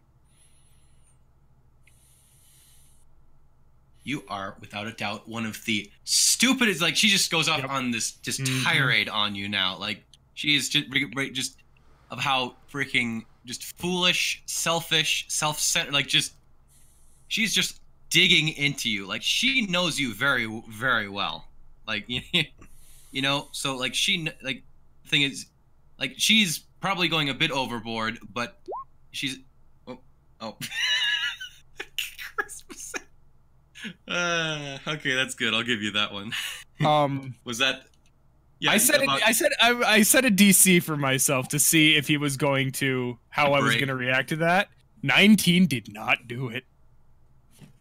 Oh, geez. Well, I mean, yeah. To be fair, what is it? You're proficient in that. What do you have? Like +8. Yeah, +8. Yeah. About 2 minutes into the tirade, Del looks like he's cracking a little bit. Cracking as in like about to just break down in tears? Like he's trying not to. Aw, so tender. But yeah, she's just, like I said, she is just going at it like, I just wanted to move on, Ulrich. I just wanted to find someone who would not just, who wanted to just work with me. You know, like, then she starts going into your relationship, you know, like how things, you know, she kept giving you chances and blah, blah, blah. And then Julian comes up. And you know, when Julian comes up, that's when the wall crumbles. Del just sort of like puts his hand over his mouth and finally breaks eye contact with Burrell. He's been trying so hard to just let her get everything out, but he can't do it. He can't stand the barrage. It's too much for him. God fucking damn it, Nathan. Little Jimmy. Hey, Mom.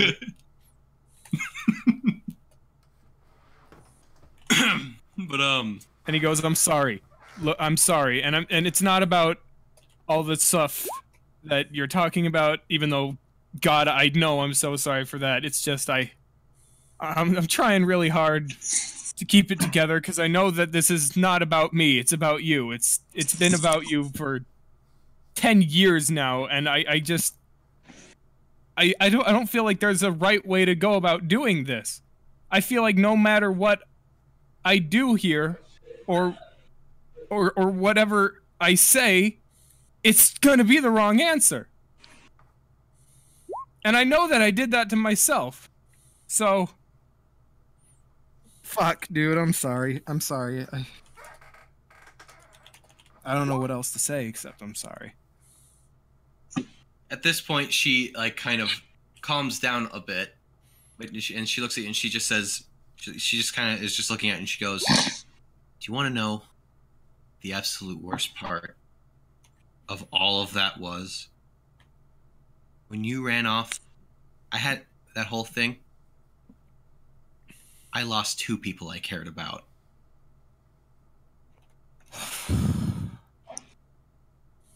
I didn't mean to leave you alone, Burrell. Honest, I didn't. She puts her hands up, just like, stop. And she's like, "Look, just, I need to be alone right now." And she just turns and just like goes back, like she just starts walking away, starts going back like to the book, like she's not doing anything, like she's just trying to look like she's doing something until you leave. Yeah, he struggles with himself. His nature is to try to say something to diffuse the situation, but he just shuts himself up and turns and leaves the tent. Yeah. Just make a wisdom check for me. Straight wisdom? Straight wisdom. Not insight?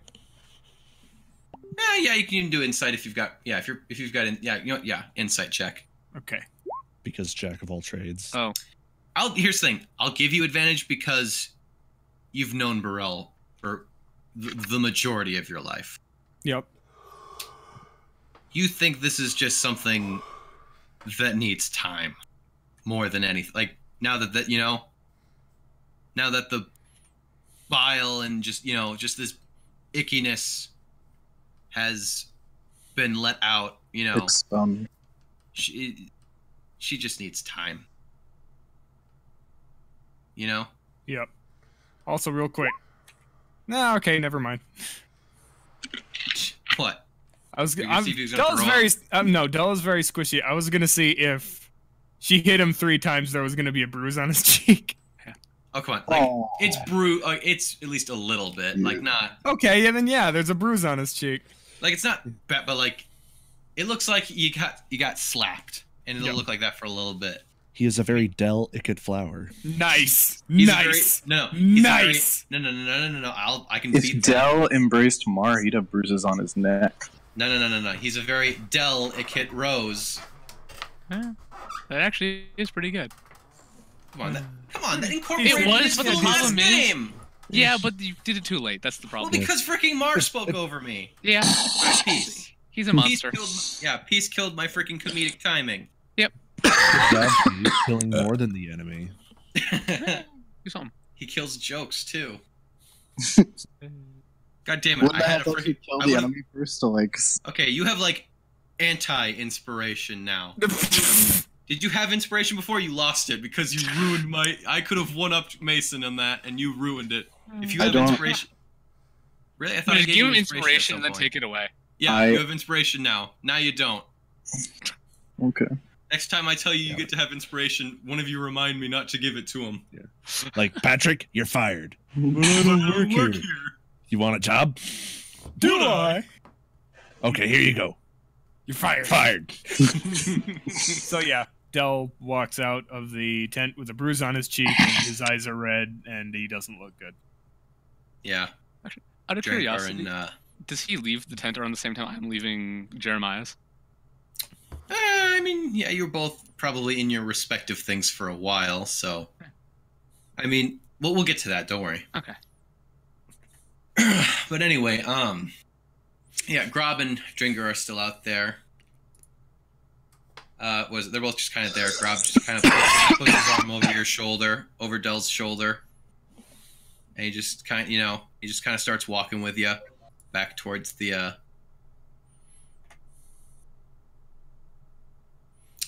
back towards like the away from the tent, towards the front, towards like the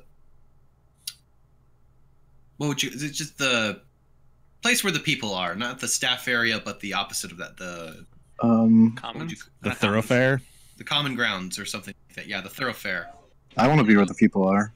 I want to see them dancing, Walking walking along around those, with what are those called again? books. Streets. But anyway. But yeah, he starts. Yeah, he just kind of he's like I said, he's the rock of this band, The Rock in a rock band. Yes, he's the literal. Yeah, he's the foundation of this entire thing. Like, just straight up, this band would have probably fallen apart ages ago if it weren't for Grob.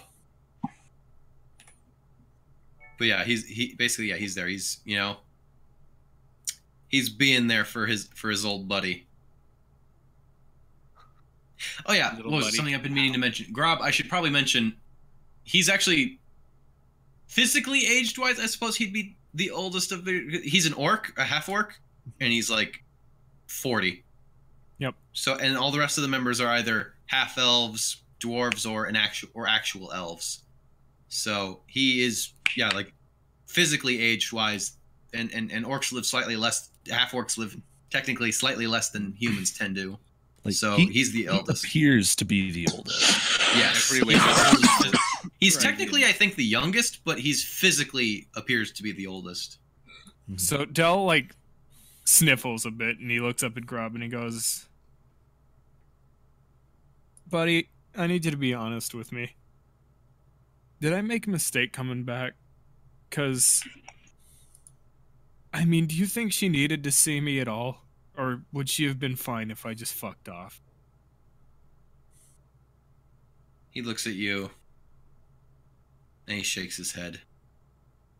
As in, shakes his head as in, no, this was not a mistake. And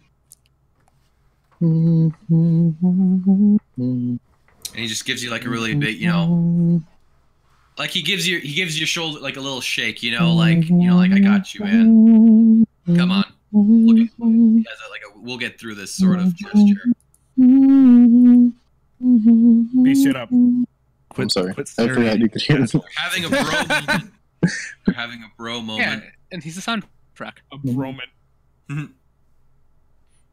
All right, Dell like nods. He's sort of in that weird post traumatic experience place where you're absorbing information but you're not really getting any of it. But Yeah. he does acknowledge. But He's kind of floating in the void right now. yeah. Well, where there's a void, there is void mayonnaise, and that fetches quite a price at Pierre's General Store. What the fuck are you Stardew talking about? Valley. Yeah, Drinker's like, don't worry about it, mate. It'll all work out eventually. And like they just start, they're making your way back, and eventually, yeah, you meet back up. You see Eddie, and he's got a new friend. Does someone need a hug? As I just like pull out the puppet in his face, like waving his arms around. Like That was like You see this horrendous-looking puppet that Eddie seems to suddenly have. Like just Del pulls out his gone for- Yeah, Just stabs him. Del like looks Eddie dead in the eye. There's not a hint of irony or joking in his voice. And he goes, Edward Stumblefoot, I want you to know that today is bar none the worst day of my entire life. And you have just contributed to that. Drinker starts laughing at the puppy. He's like, oh, I see you found one of Jeremiah's bits, eh? He's a weird one. He fits right in here, though. I just like laugh, and then just as soon as Del looks away for a moment, just quickly give him a little hug with the puppet before just like running off. Mostly for fear of him trying to sick like one of his other two friends on me or something. No, what was it? Freaking Jengar thinks this is hilarious. I mean, considering that Drengar is about as tactful as a hand grenade. And I mean, look, dude, his spirits are like uncrushably high at like any given period of time. Yeah, floating on a gentle cruise of booze. I mean, yeah, bagpipes of holding, dude. It's got half of the wine. It's got half of the wine reserves of Citadel Adbar mixed in there. Oh man, it was, like that literally was the proudest moment of his entire life. Like, Was yo, for when he Christmas. managed to raid half of the booze sellers of Citadel I'm gonna go on. How was this? Was this before the incident? Oh, this was well before the incident. Okay, I'm gonna go on record in saying that Del helped him do that, and at the time it seemed like an awesome idea, but he has regretted it ever since. But that's the thing was, somehow you guys managed to not actually get caught. Yup. Yeah, someone should like get him like a dipstick for his fucking like birthday or like fantasy Christmas or whatever, so that he can like measure how much booze he has left in Yeah, there. at the time he was like, I can't believe we're doing this. This is the most amazing heist of all time. We're like, we are kings. We are absolute kings. And now he's just like, I can't believe I contributed to the creation of this abomination. Yeah. But yeah, so all right. With that, okay. So hang on. Give me 1 second. I need a drink here. I just realized between the puppet and my lovely new headband, not at all. I'm gonna pull your teeth out. You do have the power to mute him. Just remember. No. No. Stop singing. All right. Stop singing, or you get the ostrich. All right. So yeah, Eddie and all right. So we're gonna temporarily shift back over to the rest of the party here. Yay. So back to Mar, Fergar, and Fergus. So once you leave the gift shop, what do you guys feel like doing? Well, I was going to the haunted house. Yeah, and I was thinking, I mean, it would probably be a good idea to follow Del. Well, I mean, again, he hasn't been gone that. Like, you guys were only in there for like, I want to say 5 to 10ish minutes, whereas their whole spiel probably took at least a good 20. Yeah, but considering that, like, I mean, Eddie's not here. Okay, but I was gonna say, I mean, at the very least. It doesn't really matter how long my spiel took, because after it's done, he's just kind of gonna be hanging around in some sort of like a disassociative daze. So he'll be around. But yeah, ultimately, like, Gus's goal that he has in his head is just to like meet up with everyone else and try and figure out like, okay, what are we doing? Yeah, no. What are we gonna do today? Gus. I mean, hey, if you find me, I have ideas. All right. So, well, all right. Well, you had no. Okay, so is the party splitting then here, or because I was going to say you'd have to. I would say you'd have to go and try to. I would say an investigation check to try. Or I mean, yeah, Del's not hiding. well, no, yeah, but you are in a large, crowded area. Yeah, basically, like, I go up to like a nearby stand and like say like, hey, have you seen a mopey half elf, very angry looking mop, and tall, dark, handsome half orc go by here? That's a real bad roll, Drew. I think I I ain't finding anything. Kurgar's like, wait a minute, we're at a carnival? Only just It now. suddenly dawns on him that's where they are. Oh, cool, we're at a carnival. All of a sudden, like, Fairgar remembers that he's in a spooky place, and out of nowhere he just goes, But yeah, basically, I ask if they see anyone matching the description of your guys' like what direction they wound up going. Okay, go ahead and make a. Let's just. Should I roll that as? You said you're just asking random like patrons, right? I was actually gonna ask like people running stands and stalls, considering that they're probably keeping a closer eye on the Oh, okay. passing So, traffic. gotcha. So, like, oh, you mean Grob and Drenger and that guy that they were with, that was with them. Yep, them. It was. Oh yeah. Well, I think they went towards the back. Although I was gonna say that's the staff only area, though. Are you guys supposed to be there? We're actually the special guests of the person that they were bringing with them. Yeah. And you show them the VIP. I was like, well, okay. I suppose Sinclair doesn't usually give those out to just anybody. So I suppose, yeah. And either like point you towards. He goes, yeah. There's a way back to the back behind the haunted manor. Yeah, and then he sort of turns around and he goes, "All right, Fairgar, Mar," as he probably like wound up skedaddling off to the haunted mansion already. Is that where Mara's going? Just straight for the haunted Yes. All right. Yes. Okay, you So that head towards the chat haunted like an mansion. hour ago. And Okay, yeah, you find Eddie. You find the other four, quote unquote part. Well, okay, Grob and I'm calling them as part of the party for the time being.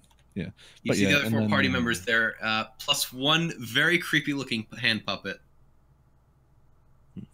So yeah, Mar's the first one to find them. Soon followed by. Well, hang on. I want to see the interaction. Mar, you find a very very distraught looking Dell and Eddie with a weird puppet.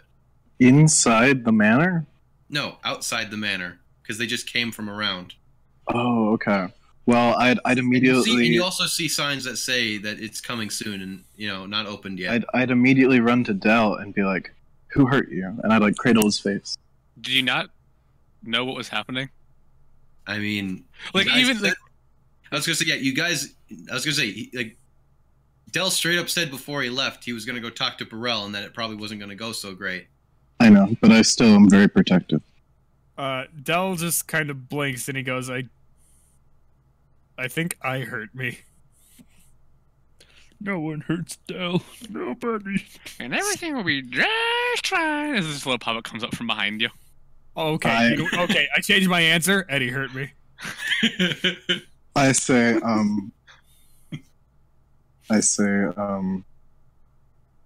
I don't say anything. I kiss him.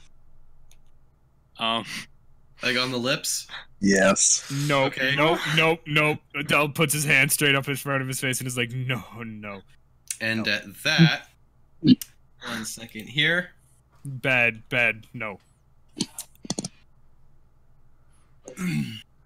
Go ahead and make an